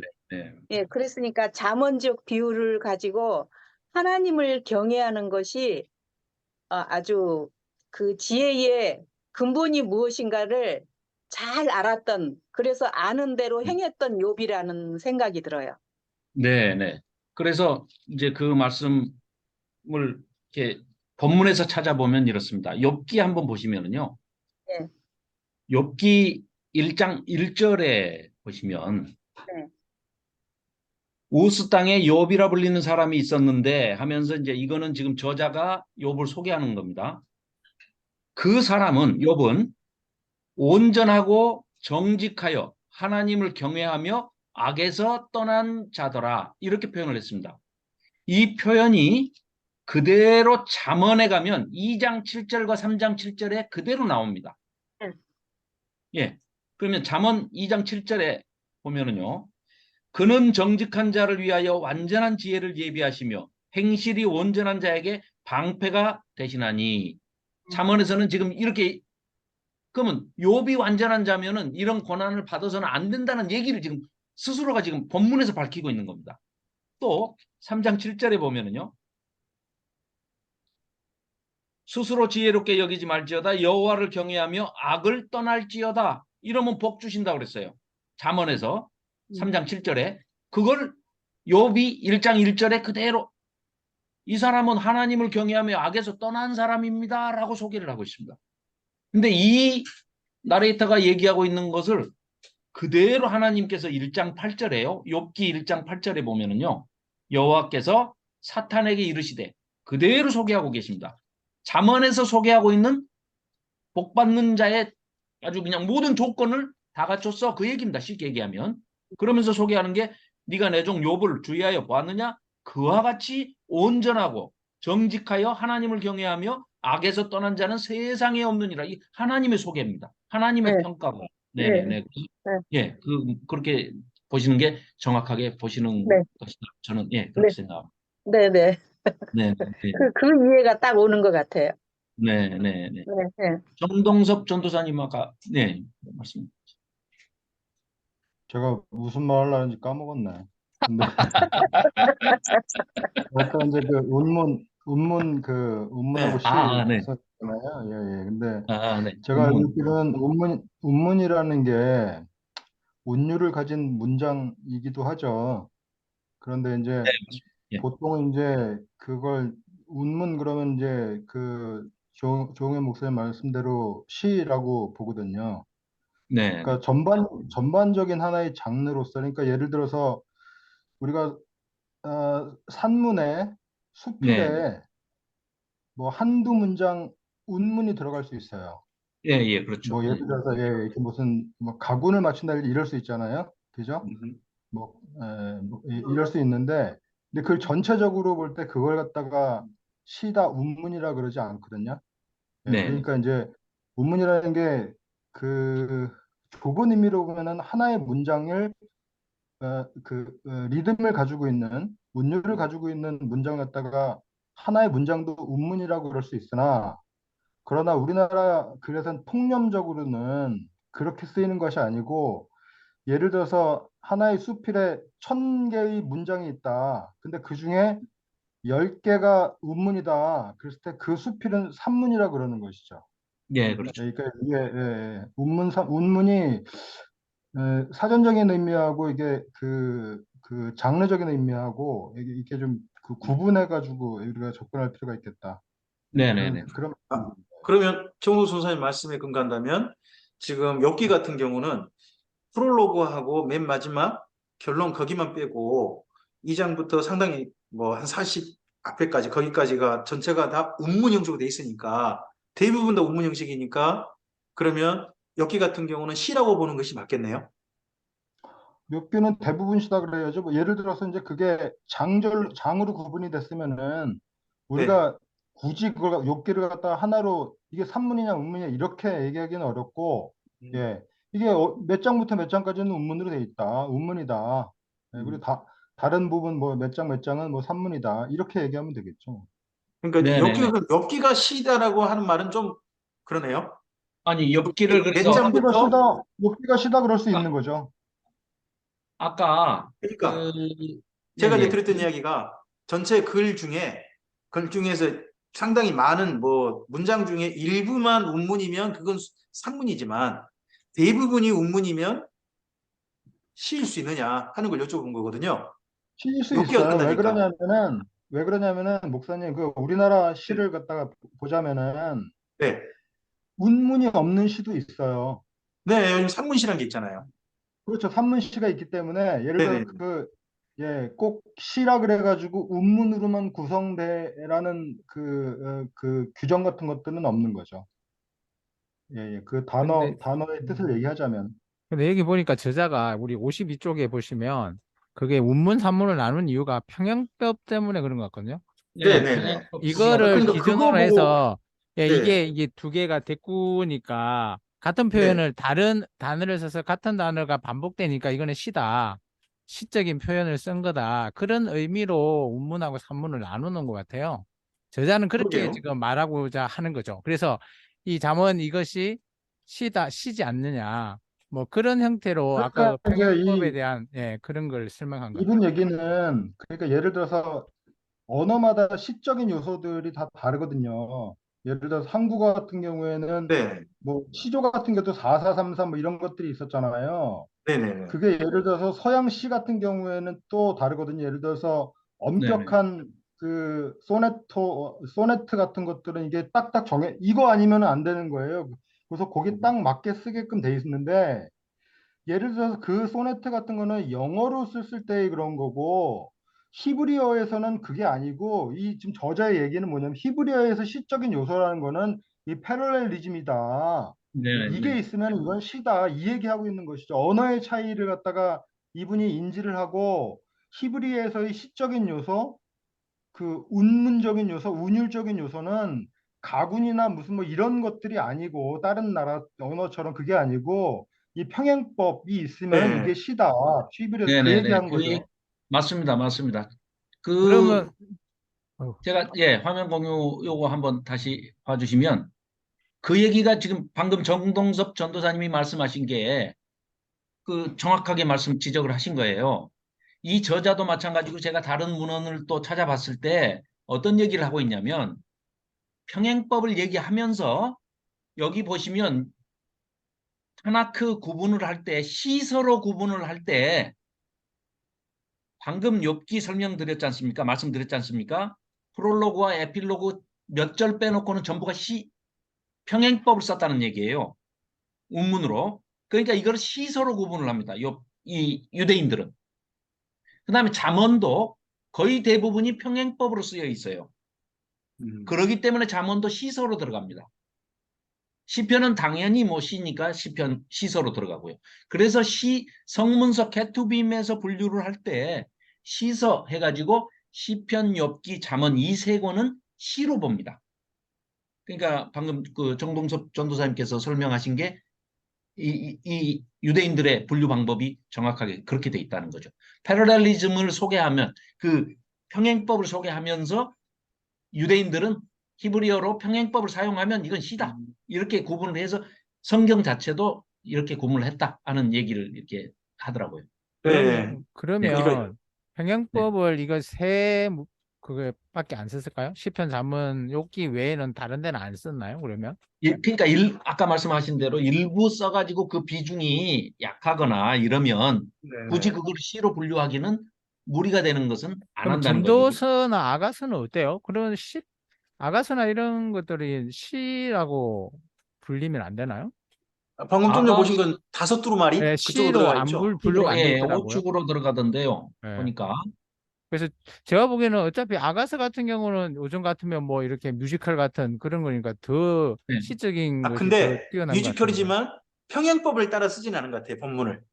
예, 그럼 뭐 예, 예. 그렇죠. 비교돼. 예. 그러니까 지금 예. 이제 제가 지금 생각했던 시하고 시 개념하고 그런 게 이스라엘 달라요. 다르네요. 민족이 예. 생각한 시 개념이 다른 것 같아요. 이스라엘 맞습니다. 예. 민족이 시 그럼 떠오르는 게 방금 말씀하셨던 네. 것처럼 평행법.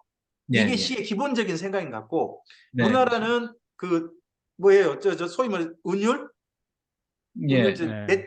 443이라든지 뭐 이런 거 있잖아요. 예, 시조가 그렇게 갖고 기본 있는. 예, 들어가는 예, 거, 그런 걸 갖다가 우리는 음. 시라고 기본적인 딱 개념을 가지고 있잖아요. 그래서 그러니까 우리가 가지고 있는 시에 대한 그 정의와 네. 유대인들이 가지고 있는 시에 대한 정의가 다른 것 같아요. 네. 그래서 그 그러니까 54, 저도 54페이지 한번 봐보시면 저는 이 평행법이 네, 이해가 잘 안 되더라고요. 제가 이거 아까 네, 질문하려고 그랬는데 그 보면 그 아, 밑에 예, 예, 1번에 예. 나온 거 있잖아요. 저도 평행법에서. 이제 이해됐어요. 아니 아, 이거 우리가 제가 생각한 시, 계속 봤는데 물론 네, 이게 저자가 이게 설명한 내용은 조금 이래서 이게 뭐 반어적 뭐 네, 이렇게 나누는 걸 좀 이렇게 예를 보면 조금 알긴 알겠는데 이거 네, 자체를 왜 이렇게 구분했는지 그리고 그런 내용들이 전혀 없어요. 이렇게 나눠져 있는 거가 이게 얘다라고만 이렇게 설명되어 있지. 뭐 네. 반어적 평형법 하면서 이렇게 구분만 해놓은 거지. 이게 어떤 부분으로 우리가 아까 얘기하면 시적이면 이게 어떤 형태의 시적인 그런 부분이나 이런 걸 좀 자세한 설명이 전혀 없어서 이게 뭘까 저는 많이 좀 아, 그랬더라고요. 근데 시편도 다 이렇게 평행법으로 돼 있는 것 같진 않는데. 그러죠. 그런데 이제 여기 보면 평형법도 여러 종류랑 완전 좀 달라요. 이게 아까 그러니까, 그 혹시 이거요. 네. 이거 자, 여기, 얘잖아요. 네네. 예. 이 앞에 거요. 앞에 장. 자, 예, 예, 예, 잠깐만요. 시편 혹시 그 시편에 그 평행법에 대한 소개가 있나요? 따로 예, 하셨나요? 있습니다. 있습니다. 있습니다. 예, 바로 10, 55쪽에 나오는 것도 있고요. 시편. 예, 아니, 그리고 아, 강의가 그 따로 있어요. 이름이 있는데 평행법으로 시편 읽기라고 강의가 있습니다. 아, 그래요? 강의가 평행법, 패럴렐리즘으로 시편 읽기가 아예 시편을 전체를 이렇게 한 강의가 음, 있어요. 아, 예, 여기 그걸 보시면 평행법에 대해서 조금 이해가 훨씬 더 쉬워지실 겁니다. 아니, 우리 번역으로서는 평행법을 쓰였더라고 예, 이해하기가 모르겠어요. 조금 좀 그렇죠. 어려워서 예, 예, 네, 예. 전혀 어려워서 예. 네네네. 아, 그래서 우리가 이해하기는 조금 어려운 부분이 있죠. 예, 예, 이쪽이 좀 네, 어렵더라고요. 정광섭 전도사님처럼 이제 그 영문학을 전공으로 하신 분들은 그런 것들을 이제 훨씬 더 이해가 빠르시겠지만, 정전도사님 좀 해석 좀 저, 해주십시오. 좀 저 읽어보시고. 영문학 전공 안 했는데요. 아니, 국문학이신 걸로 알고 이 있는데. 책 있으시잖아요. 그래서 54쪽부터 해서 네. 62쪽까지 저 내용 잘 모르겠더라고. 이게 뭔 내용인지 뭘 설명을 하는 건지를 잘 이해가 안 아, 돼서. 평행법은 전 좀 알겠어요. 이게 아니, 여기 앞에 화면 보시면, 평행법, 네, 네, 이건 제가 이해되는데 네. 이해되는데 자, 아, 저 앞에 상반절하고 뒤에 하반절을 네, 뭐 아예 네, 구분하는 거는 이해가 예, 예, 되는데요. 네. 대꾸하면서 동의적 평행법은 말 그대로 같은 비슷한 개념을 가지고 네. 여호와를 경외하는 것이 지혜의 근본이요 거룩하신 자를 아는 것이 명철이다. 그럼 내용도 비슷한 걸로 이렇게 배치를 했다는 얘기고 반이죠. 마찬가지죠. 손을 게으르게 놀리는 자는 가난하게 되고 그리고 이제 하반절에는 반대로 손이 부지런한 자는 부하게 되느니라. 뭐 이거 뭐 제목 그대로입니다. 비교 이것도 마찬가지죠. 적은 소득, 많은 소득. 공의를 겸하냐, 불의를 겸하냐. 이렇게 해서 비교하는 거고요. 수적 평행법은 항상 서너 가지 죄가 있는데 그러면 꼭 그 사람들은 네 개를 얘기해요. 옌 일곱 가지가 있는데 그럼 일곱 개를 얘기해요. n 플러스 1입니다. 항상. 그러니까 그게 수적 평행법이고요. 그다음에 이제 이미지를 통한 거. 뭐 마찬가지죠. 그대로 그냥 이미지화하는 거죠. 아름다운 여인, 돼지코. 뭐 예. 우리 시 같으면 은유법, 뭐 네. 직유법 뭐 음, 이런 네, 뭐, 예, 것들이겠죠. 예, 예. 네. 어쨌든 저는 평행법은 별로 어렵진 않았는데 그 시라는 개념 있지 않습니까? 네, 네, 제가 네. 본래 생각하는 국어에서 생각하는 시 아, 예, 개념하고 예, 예. 전혀 다른 개념이어가지고 제가 이해를 좀 못했던 것 같아요. 네. 헛단을 좀 짓고 있었던 것 같아요. 시가 온율인가? 꼭 그건 아닐 텐데 한 생각이 있어가지고 네네네 제가 좀 잘못 생각한 것 같아요. 이스라엘 민족은 평행법을 쓰여진 문장을 시라고 본다 이해한다. 네. 하는 이제 그런 어, 생각을 가지고 본문을 읽어야 한다 하는 건 좀 기본적인 좀 마음이 좀 오던 것 같아요. 50, 아 52페이지에 위에서 아홉 번째 줄이요. 거기 딱 나와 있어요. 이렇게. 네. 네네네 몇 페이지요? 52페이지. 52페이지 위에서 아홉 번째 줄. 그러니까 평행법으로 쓰면 운문 시이고 아까 저 네. 언급하신 아, 이미 예, 저기 예, 저 예, 신윤석 예. 목사님 예. 말씀하신 아, 예, 예. 예. 그렇지 않으면 산문이다 하는 예. 이야기. 예. 이게 고정인가 봐요, 그러면? 예, 이 무조건? 사람들은 평행법으로 쓰였으면 시, 그렇지 않으면 산문 이렇게 나눈다는 거예요. 근데 저도 또 이런 생각, 이런 걸 좀 더 한 걸 넓혀보면요.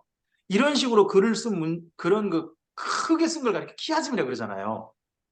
키아즘, 예, 이게 마샬은 작은 문장 속에 있고 큰 그 한 덩어리 글을 갖다가 비교 대조 형식으로 쓴다든지 이렇게 쓰면 이제 그게 키아즘이라고 하잖아요. 네. 그럼 키아즘도 일종의 운문인가? 하는 좀 질문을 해볼 수 있을 것 같은데 키아즘은 수사학적인 방법 방법으로 중에 그냥 있는 거다. 예, 예, 예. 그건 그런 시라고 건데, 보기는 어렵다. 예, 저는 아, 그것도 그 우리가 시 중에서 그 에레미야 예가나 이런 거 두음시 있잖아요. 그것도 네. 시라고 네. 하는데 그 시도 이렇게 패럴리즘인가요? 그거 아닌 것 같은데. 그건 아닌데. 그러니까 그것도 시라고 그러니까 하잖아요. 그건 애가잖아, 애가. 예. 예. 가, 그것도 노래 시, 가. 아니 노래지만 아가, 애가 전부 다 시가 아니라 시가 아니에요? 그러니까 애가. 그거는 도움시, 아예 우리 시라고 표현. 식으로 하자면 뭐 정영시 뭐 이제 우리가 여러 가지 그 두음시라고 저기 하긴 하는데. 예. 정전도사님한테 여쭤보면 되죠. 아 이게 우리가 두음시도 두음시라는데 그게 있대요. 시가 아니면 시라고 하면 안 되죠. 아니 도움시가 시지 왜 아닙니까? 아니 우리는 시의 두음시를 형태 하는데 중에 여기서는 시가 아니라고 하니까 이게 여기 평행법이 아니면 시가 아니라며. 아니, 그러면 그러니까 평행 평행법도 노래, 시고, 노래가 우리나라도 보면 노래인데 네. 곡조를 붙이면 노래지 그 노래 가사라 해도 다 시는 아니잖아요. 근데 시를 또 노래로 하기도 하죠. 예. 아, 물론 그러니까요. 그렇죠. 그 예. 시를 노래로 하면 시고 아 그래서 저는 시를 노래로 하면 두음시가 시인가. 시가 노래인데 예. 모든 노래는 시는 아니다. 아 물론 뭐 그러죠. 노래라고 시는 아니다. 예. 아 근데 그러면 두음시는 시인가? 그러면 이게 평행법은 인가? 뭐 이런 것까지. 우리나라에 예. 시조만 시가 아니라 시주도 시고 시도 시잖아요. 예. 그럼요. 맞습니다. 예, 그런 맞습니다. 것처럼 평행법도 시인 거고 음, 두음시도 시다. 시다. 아. 이슬람이 좀 그렇게 생각하는 걸겠죠. 그럴 겁니다. 네. 아, 궁금해서, 도움시, 갑자기 궁금해서, 우리가 늘 생각했던 시는 저는 그렇게만 아니 그러니까 예, 생각해요. 예, 그러니까 두음시 이런 그런 것 거만. 같아요. 시라고 예, 시라고 안 해야 할 이유가 전혀 없잖아요. 시인데. 그러니까 평소 우리가 가졌던 그 정의, 예, 그걸 갖다가 유대인들 본래는 어떻게 생각했지 하는 걸로 좀 완전히 바꿔야 되는 것 같아요. 그러게요. 예, 그냥 근데 내 이제 스스로 그냥 생각을 개념을 만들어 가지고 그걸 가지고 성경을 봐버리려고 하는 네, 예, 좀 그런 게 좀 느끼는 것 같아요. 박스 안에 가두면 안 된답니다. 음, 네, 네. 아, 아, 그리고 혹시 본문 중에 그 여기 네, 글 읽어본 중에 저는 이 부분 상당히 좀 마음이 좀 와닿았는데 이분이 그 본문의 그 잠언 중에서 일부 몇 개를 갖다가 네, 몇 개를 좀 정리해가지고 써준 글이 있어요. 네, 그 중에서 그 우리가 흔히 좀 익숙한 거 있잖아요. 그 뭐죠? 어, 사람의 영혼은 여호와의 음, 등불이라 사람의 속을 네, 깊이 살피느니라 이 본문 있잖아요. 네. 네, 자, 이거에 대한 네, 새로운 그 해석을 그렇죠. 제안하셨거든요. 예, 68페이지 이하. 예. 네, 주어가 68페이지도 완전히. 보시면 예, 이분 네, 이야기 네, 네, 듣고 와 이거 좀 생각해 봐야 되겠다 예. 네, 하는 게 있었고 뭐 정말 이건 좀 내가 성도들한테 잘못 소개한 것 같다. 네, 본문 이해를 네, 잘못 소개한 것 같다 하는 그런 생각 정말 했던 부분이고요. 뭐 현숙한 여인은 저는 이거 진작 저 이제 네. 능력 있는 여자 능력이죠. 네, 이건 했기 때문에 늘 이건 들었어, 뭐. 예. 뭐 그런 것도 같고 그리고 나머지 뭐 저기 저 여호와께서 미워하시는 것이란 사실은 전부 다 인간관계거든요. 거기 저기 78페이지에 소개되고 있는 음, 하나님 보시기에라고 하는데 사실 그 나머지 전부 다 보면 여기 잠언에서 소개되고 있는 건 전부 네, 다 인간관계에서 잘못하고 있는 것들이 그렇죠. 네, 잠언에서 얘기하고 있는 게 그러니까 하나님과의 그렇죠. 관계가 아니라 네, 하나님과의 관계가 아니라 사람 관계 속에 잘못하고 있는 것이 하나님께서 미워하신다. 잠언의 기록 하나님은 목적이 예, 예, 예. 수평적인 관계를 강조하는 예, 것이기 예, 예. 때문에 그래서 뭐든지 수직적인 게 아니라 수직적으로 수평적이다. 해버리려고 하지 말아라. 네네네네. 하나님이 우리에게 바라시는 것인데 어떤 바라시는 거? 수평적 관계. 네. 그러니까 그래야 사람과 사람 되는데 사이에서 네. 뭐든지 하나님과의 나와의 관계로 갖다 붙여버리지 말아라. 그렇게 읽으니까 오도 간다. 네, 예, 이분 예, 그 예. 의도는 전에 전 이분 부분들은 조금 더 설명했던 부분이라 네, 네, 좀 뭐 그건 충분히 공감이 되는데 제가 이제 네, 사람의 영혼은 아, 등불이라고 네, 했던 거 있잖아요. 네. 전 네, 이걸 그냥 그렇게 이해를 했었거든요. 근데 본문을 이건 정말 내가 좀 잘못 읽었다 하는 네, 부분.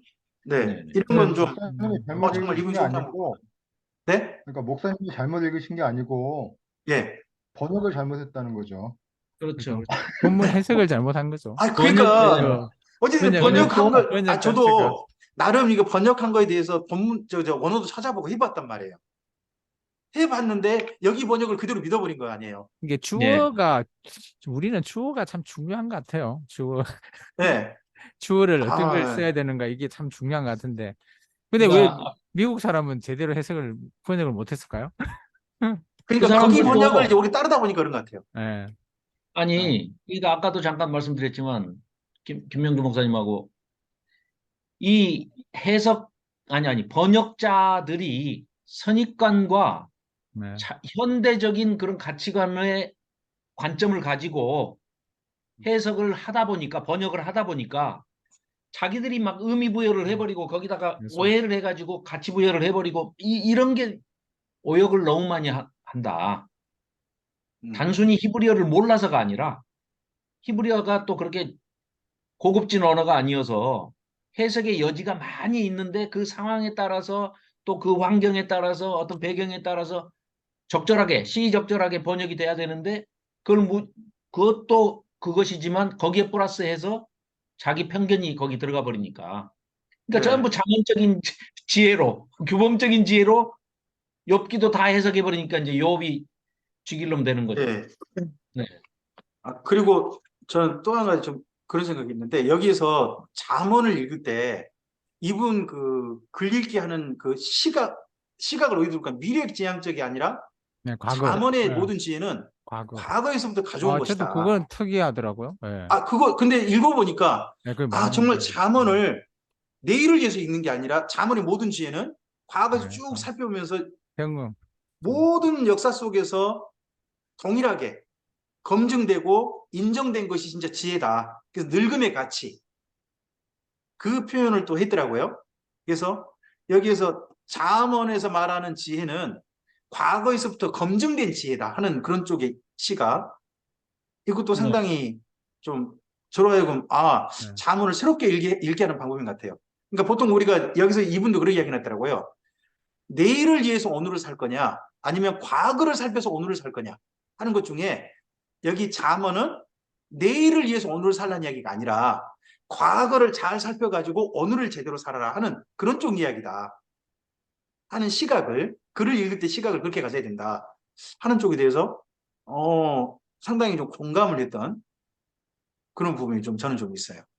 근데 그 잠언도 과거지향적인 것에서 네, 도움을 받아가지고 네, 대비하는 거는 결국은 미래를 예측하면서 미래지향적으로 또 대비를 하는 거예요. 네, 맞아요.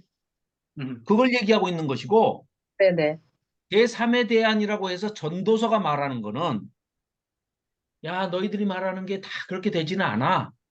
음, 그러니까 과거지향적인 관점에서 과거부터 쭉 이렇게 경험과 체험에 의해서 얻어진 그 지혜를 가지고 미래를 대비하는 것도 그게 안 맞을 수도 있어. 그러니까 현재의 눈을 집중해. 현재. 음, 너희들은 중요한 현재를 놓치고 있어. 그런 의미에서 전도서가 현재 시점을 제시하고 있다. 그래서 뭐 흔히 메멘토 모리, 까르페 디엠 그 얘기로서 현재에 집중하게 만드는 그게 이제 전도서가 지향하는 바고 잠언은 이제 그렇게 하는 거죠. 과거로부터 쭉 얻어지는 그 과거지향적인 그런 데에서 준비는 미래지향적인 것을 준비해 가는데 이제 전도서는 진짜 중요한 현실을 놓칠 수가 있다. 현재를 놓칠 수가 있다. 그러니까 이제 서로 상반되는 것 같으면서도 상호 보완 작용이 된다. 이렇게 소개를 하고 있더라고요. 그러니까 이제 저는 이제 그거 보면서 그 영원, 이터널 같은 거 이제 네, 히브리어는 네, 네, 올람이라는 단어 써가지고 네, 완전히 네, 올라. 정반대 과거에 얘기, 어떻게 되라고요? 반대 얘기를 해버려가지고 전 미래인 줄 알았더니 우리는 보통 영원하면 과거부터 쭉 현재부터 살펴오는. 해서 미래를 생각하는데 이거는 완전 정반대 얘기를 해버리니까 그러니까요. 우리는 영원 그러면 시간의 예, 끝을 보고 예. 있잖아요. 네. 근데 영원이라면은 태고로 돌아가야 된다는 거죠. 태고로. 그쪽에서부터 잠언은 그런 가버리니까 시각이다 예. 하는 그게 부분은. 정말 그, 이해할 수 그러니까 없는 네, 목사님 그 정명사님. 질문 하나, 조홍원 목사님 질문 하나 제가 하고 싶었던 게, 그러니까 잠언이 이제 규범적 지혜를 얘기한다 그러잖아요. 네, 그러니까 이제 이렇게 살아야 되는 당위적인 거 얘기하는 거잖아요. 네, 근데 아마 그때 그 잠언을 그 듣는 사람들, 읽는 사람들도 그렇고 그랬을 것이고, 지금 우리도 그렇고, 지금 이 잠언 말씀대로 살면은 현세에서 이게 성공할 수 없다라는 거는 이게 현세 처세술에 대한 것이 아니잖아요. 이게 성공 비법에 대한 얘기가 아니잖아요. 네네. 그러니까 이 자범이 얘기하는 규범적 지혜라는 것은 결국 예를 들어서 내세관이 있어야지 이게 유용한, 내세가 없다면은 누가 이렇게 살려고 그러고 이게 어떻게 인과응보가 어떻게 살아생전에 검증이 되겠어요. 네, 지금도 그렇지 않은 세상이고 예전에도 아마도 그랬을 거거든요. 네네. 예를 들어서 뭐 이 잠언이 솔로몬이 썼다면은 솔로몬에 의해서 압제를 당한 그 많은 사람들, 이런 사람들 생각해 보면은 이건 뭐지? 이런 생각이 드는데, 질문의 요지는 뭐냐면은 당시에 이스라엘 사람들에게 내세관이 없었다면 이 잠언이 어떻게 규범적 지혜가 될 수가 있는가?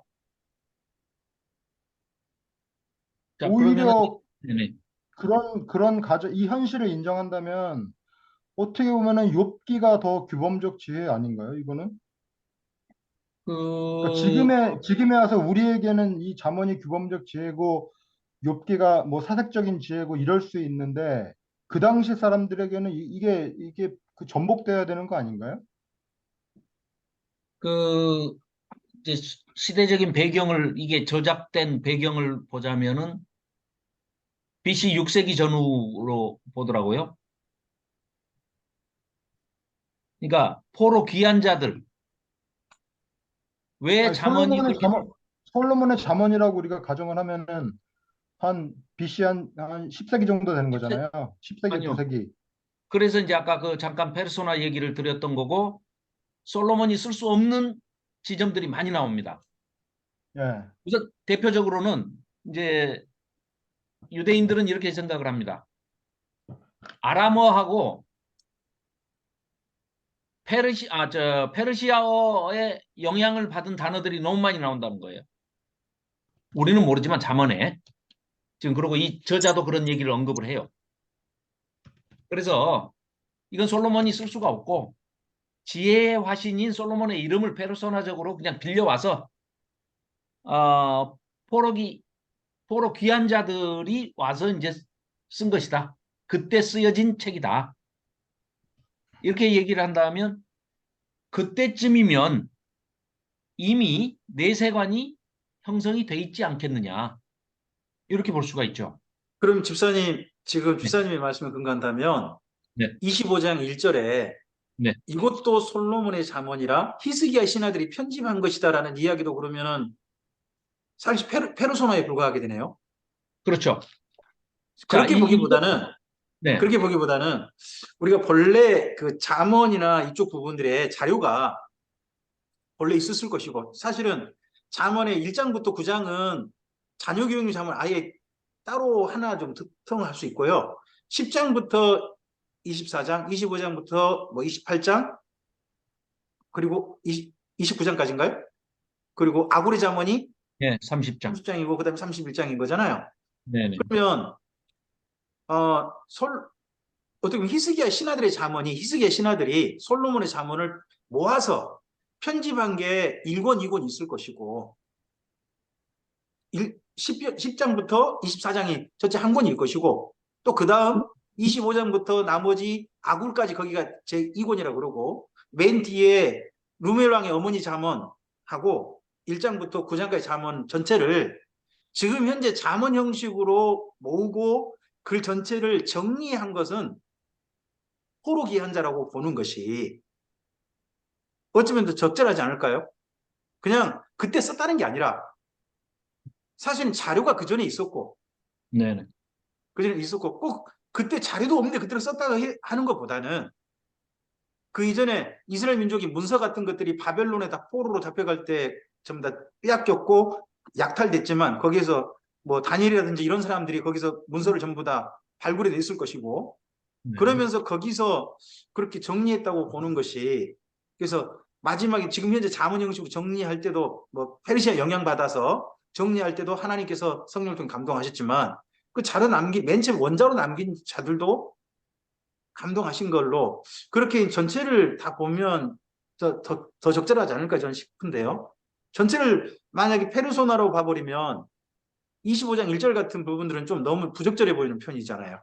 아니요, 25장 1절을 그 사람들은 어떻게 주장을 하냐면 네, 지금 여기 이 잠언이 우리한테 전해진 이 잠언이 네, 히스기야 신하들이 편집한 게 아니고 네. 이 대목만 지금 편집한 내용도 인용을 해서 써줬다는 거죠. 후대 포로 귀한 자들이 이 문서를 편집을 해서 만들면서. 그러니까 25장부터 한 권이 아니라 한 네. 절만 지금 있다는 말이에요. 한 절만 아니, 어떻게 좀 끼워놨다는 이야기예요.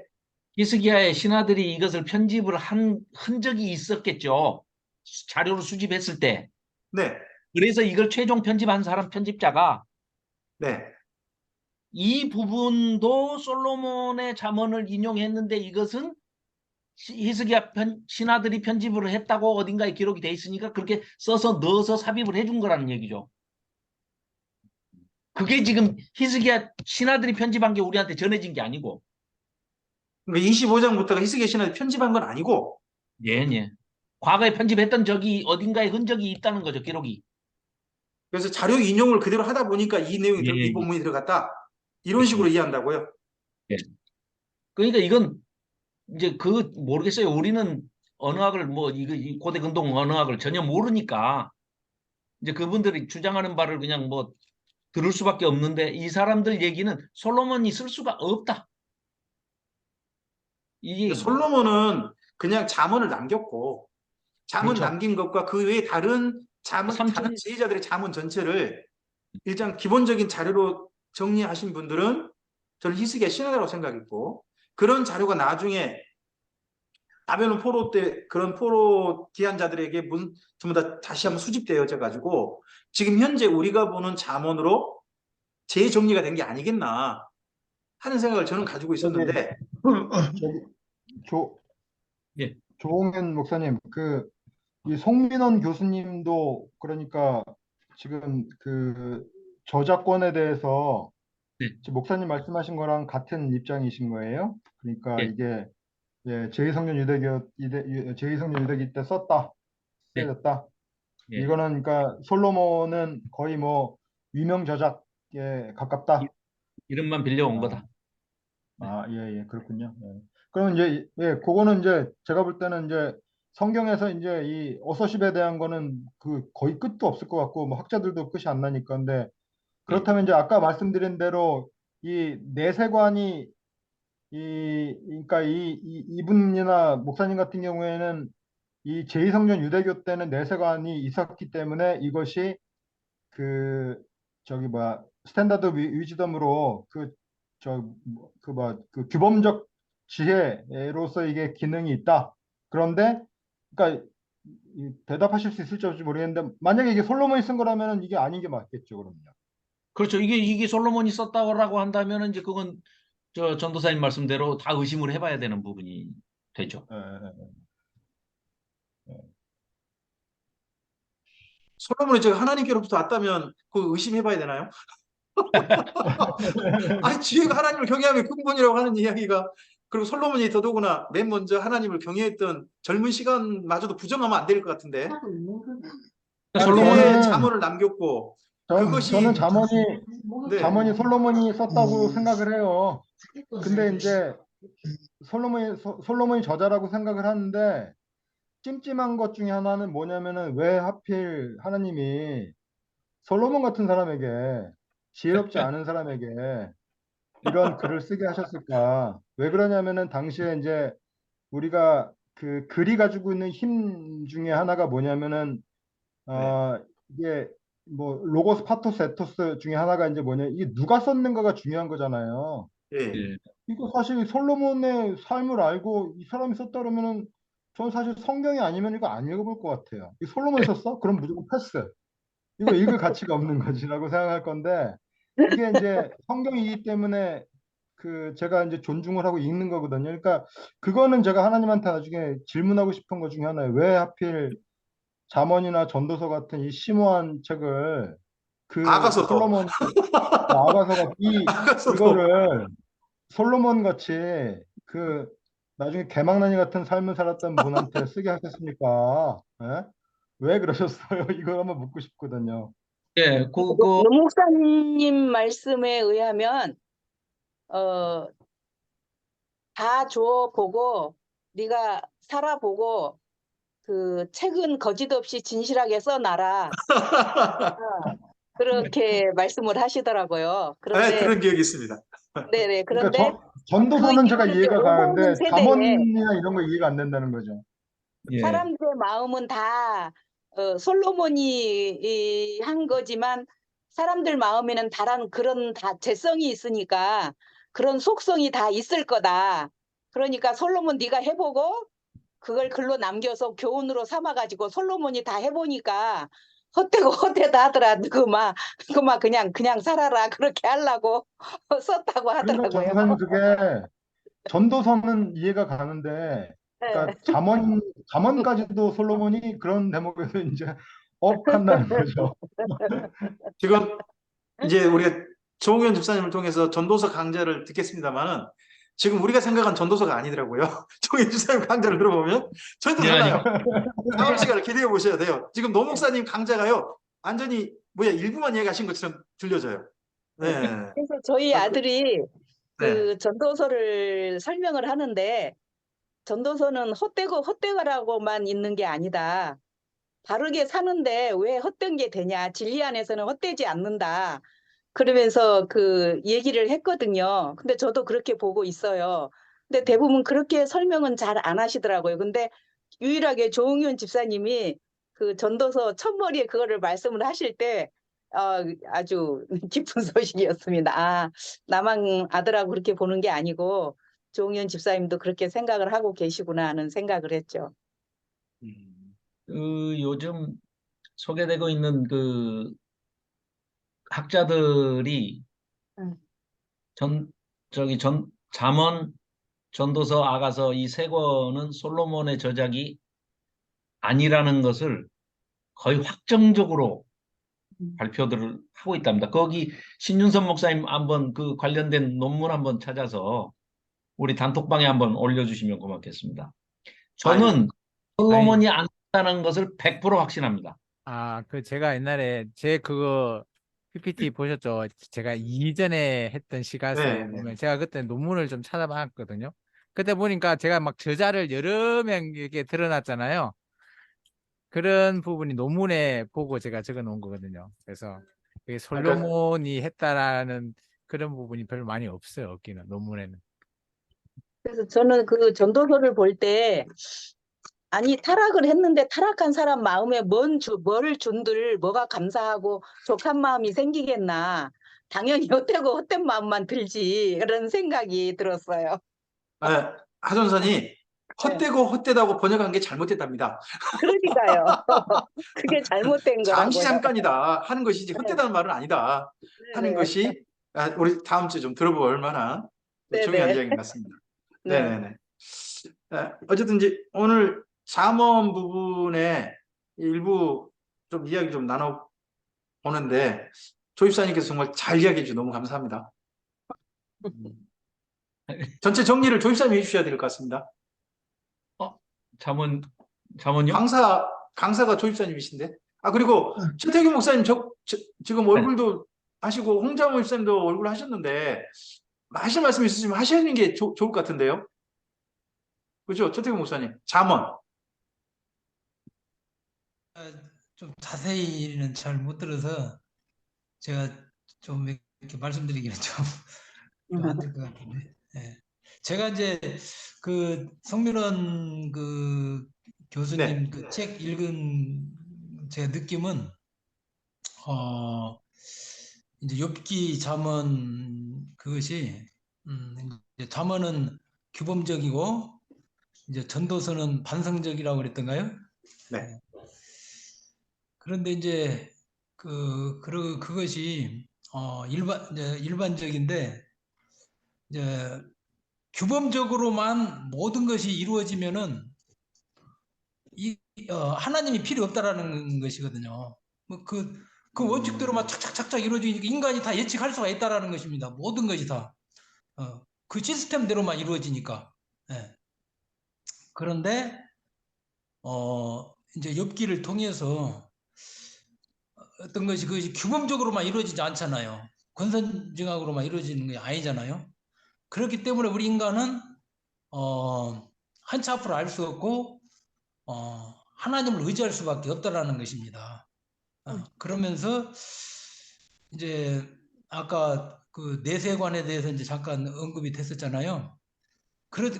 이 세상에서는 불규칙적으로 우리가 알 수 없는 것들이 이루어지지만 결국 내세에서는 그것이 하나님께서 우리에게 그대로 보상을 해준다는 것이죠. 예. 그렇게 이제 저는 또 이렇게 또 정리가 됐습니다. 네. 예, 예. 맞습니다, 그것도.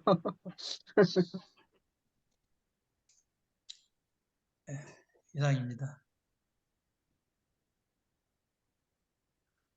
홍 집사님 이야기 하셔야 될 것 같은데요. 저는 준비가 안 돼가지고 뭐 지금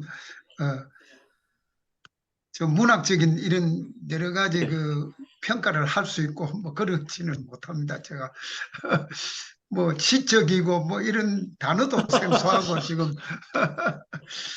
그러네요. 그래서 제가 의견을 낼 그런 입장이 못 되겠습니다. 네. 들은 게 없어가지고. 오셔서 이제 강좌 들으셨잖아요. 강좌 저는 들어도 지금 네. 뭐 솔직히 그 기억나는 게 지금 없어요. 뭐 머리가 어찌 됐는지. 네네네. 네, 조 입사님 전체 정리해 주시죠. 자, 어줍지 않게 제가 또 뭐 여러 가지 소개를 한다고 지금 저는 했는데요.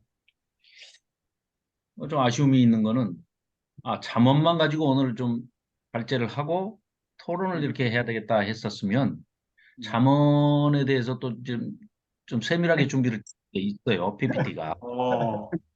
한 번 더 했으면 좋겠네요. 목사님의 잠언을 1장부터 31장까지 전체를 다 들었어요. 다 듣고 다시 PPT를 만들었어요. 그래서 최신 거. 그러니까 목사님도 안 갖고 계시는 PPT를 제가 만든 거죠. 설교를 들으시고 난 다음에 그 설교 내용을 PPT로 만드셨다. 예, 예. 네. 그 잠언을 또 따로 이렇게 살펴봤는데 그냥 다 생략하고 지금 이제 바쁘게 나는 이제 욥기 전도서까지 같이 설명을 해가지고 그 상호작용을 가지고 토론을 하는 걸로. 예, 그래서 바쁘게 이제 뭐 간다고 막 버리고 가는데 거기서 수도를 했는데 일단 다음 주에는 그러면은 욥기 한 편을 가지고 네, 그러시죠. 욥기. 예, 목사님, 우리가 뭐 사실 뭐 진도에 급한 것도 없잖아요. 그렇죠. 그럼 다음에 잠언 한 번 더 들을까요? 한번 더 지금 우리 한 번 더 조원 하고 한 번 더 목사님이 날카롭게 질문 좀 할까요, 그냥? 우리? 그러니까요, 한 번 더 조원 들어요. 목사님이 지금 준비해 놓으신 게 있는데 그쵸. 그러니까요. 네, 우리 당연히 들어야죠. 아, 네. 그러면 네. 네. 어떠세요? 다음 주 잠은 한 번 더 듣자. 어떻습니까? 좋습니다. 네, 좋습니다. 네. 얼굴 여신 분만 지금 의사를 표현할 수 있으십니다. 네. 아, 다른 분들은 지금 얼굴이 없잖아요. 네. 아, 일단은 그러면 세 권의 책이 이건민 이고민 목사님 목사님 좀 일찍 좀 얼굴 좀 여시지. 아이고 참. 아, 그 다음 주 세- 한 번 더 듣게요, 잠은. 네네네.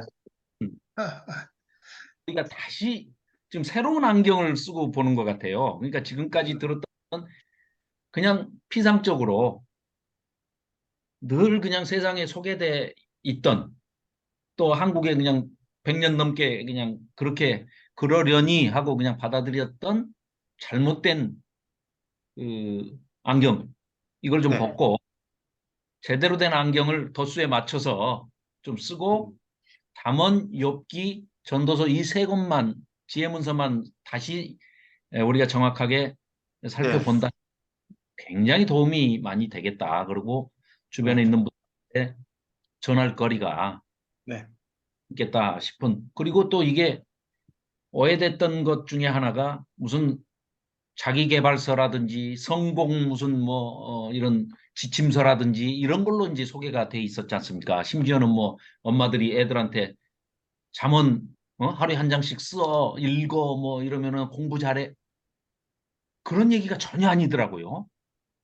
그런 얘기 정반대의 얘기인데 얼마나 이기적으로 이렇게 정치적인 목적을 가지고 이렇게 성경을 진짜 이렇게 호도할 수가 있나 그런 생각을 하니까 반성하는 의미에서도 좀 더 바르게 면밀히 좀 살펴봐야 되지 않겠느냐. 그리고 우리가 그렇게 살피다 보면 또 새로운 안경이라는 거는 그래도 히브리어를 아주 그 히브리인들한테 지도할 수 있는 교수가 그래도 공부를 해놓은 것이니까 그 내용을 가지고 우리가 좀 도움을 받아가면서 잠언 살펴보고 욥기 살펴보고 전도서 살펴보면 각각의 책이 완전히 또 다 다르면서도 서로가 다 거부하지 않고 또 서로 한 목소리를 내고 있는 그런 지점도 우리가 발견할 수 있다는 거죠. 그러다 보니까 야, 이 세 권의 책이 3인 3색인데 이게 또 이 3원색이 돼가지고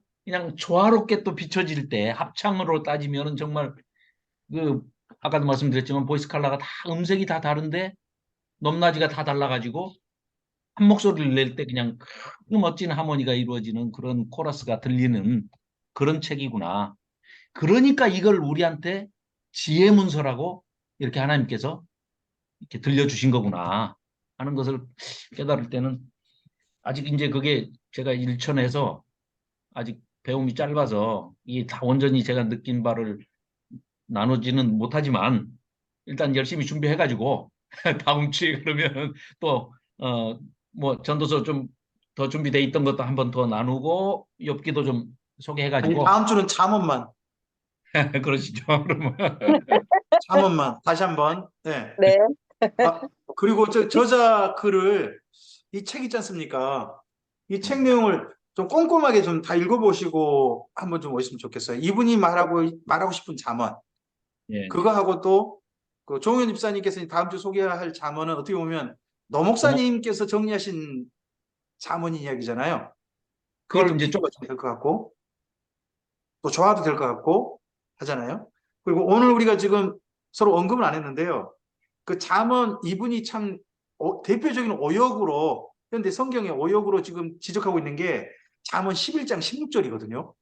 예, 잠언 11장 16절 56페이지부터 상당한 큰 분량을 쓰고 있어요. 네, 큰 분량을 쓰고 있거든요.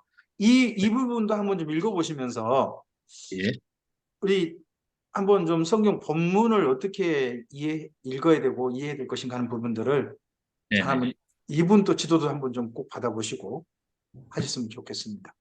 네, 그리고 좀 전에 그 참고할 만한 그 유튜브 그게 됐잖아요. 네, 네, 네. 다음 그 주에 단톡 잠언이 있을까요? 그분이 유튜브에 잠언? 송민원 근데 잠언? 무엇인가의 잠언 부분이 언급이 됩니다. 잠깐만요. 제가 한번 검색을 해볼게요. 잠언 송민원 하면 잠언은 따로 돼 있는 게 없어요. 전도서, 지혜란 무엇인가, 예, 욥기 아직은 안 올랐네요. 예, 그렇게 세 가지 있습니다. 그냥 지혜란 무엇인가가 있네요. 예, 전도서가 아, 3장까지. 그래가지고 잠언하고 욥기를 함께 보게 하는 시가. 예, 예. 지혜란 네, 무엇인가. 네네네. 이거 있네요. 네네. 네네. 주일 예배가 한 번 있고요. 송민원 교수의 잠언 네네. 1장 8절부터 9절을 해가지고 있고, 네, 부분적으로 한 있습니다. 겁니다. 네네네. 자기 아버지 부분적으로 한 겁니다. 네. 한번 그런 부분들 또 참고해서 보시면 그 저자가 생각하는 잠언 그 책에 한번 또 인터넷상에서 또 한번 또 한 네. 번쯤은 참고로 또 살펴볼 수 있을 만한 부분이 될 것 같습니다. 녹취록 제가 올려놓을까요? 아, 녹취도 하셨어요? 녹취록 이 양반 거 녹취록 다 있습니다. 송민원 씨. 무섭다. 이 때문에 조홍현 집사님한테 잘못 걸렸다간 이거 영원히 이제 박제될 것 같아요. 이거 잘못 조홍현 말했더라고. 집사님은 그 에스라 하우스의 8만 대장경이에요. 아, 무섭다. 아, 아무튼 경계가 절로 되는데요. 녹취를 다 만들었는데요. 일단 올리겠습니다. 제가. 예, 존경하는 마음도 있지만 무서운 마음도 함께 있습니다. 경우에. 윤주 목사님의 명령을 받들어서 저는 준비해라 그래서 준비했을 뿐입니다. 네네네.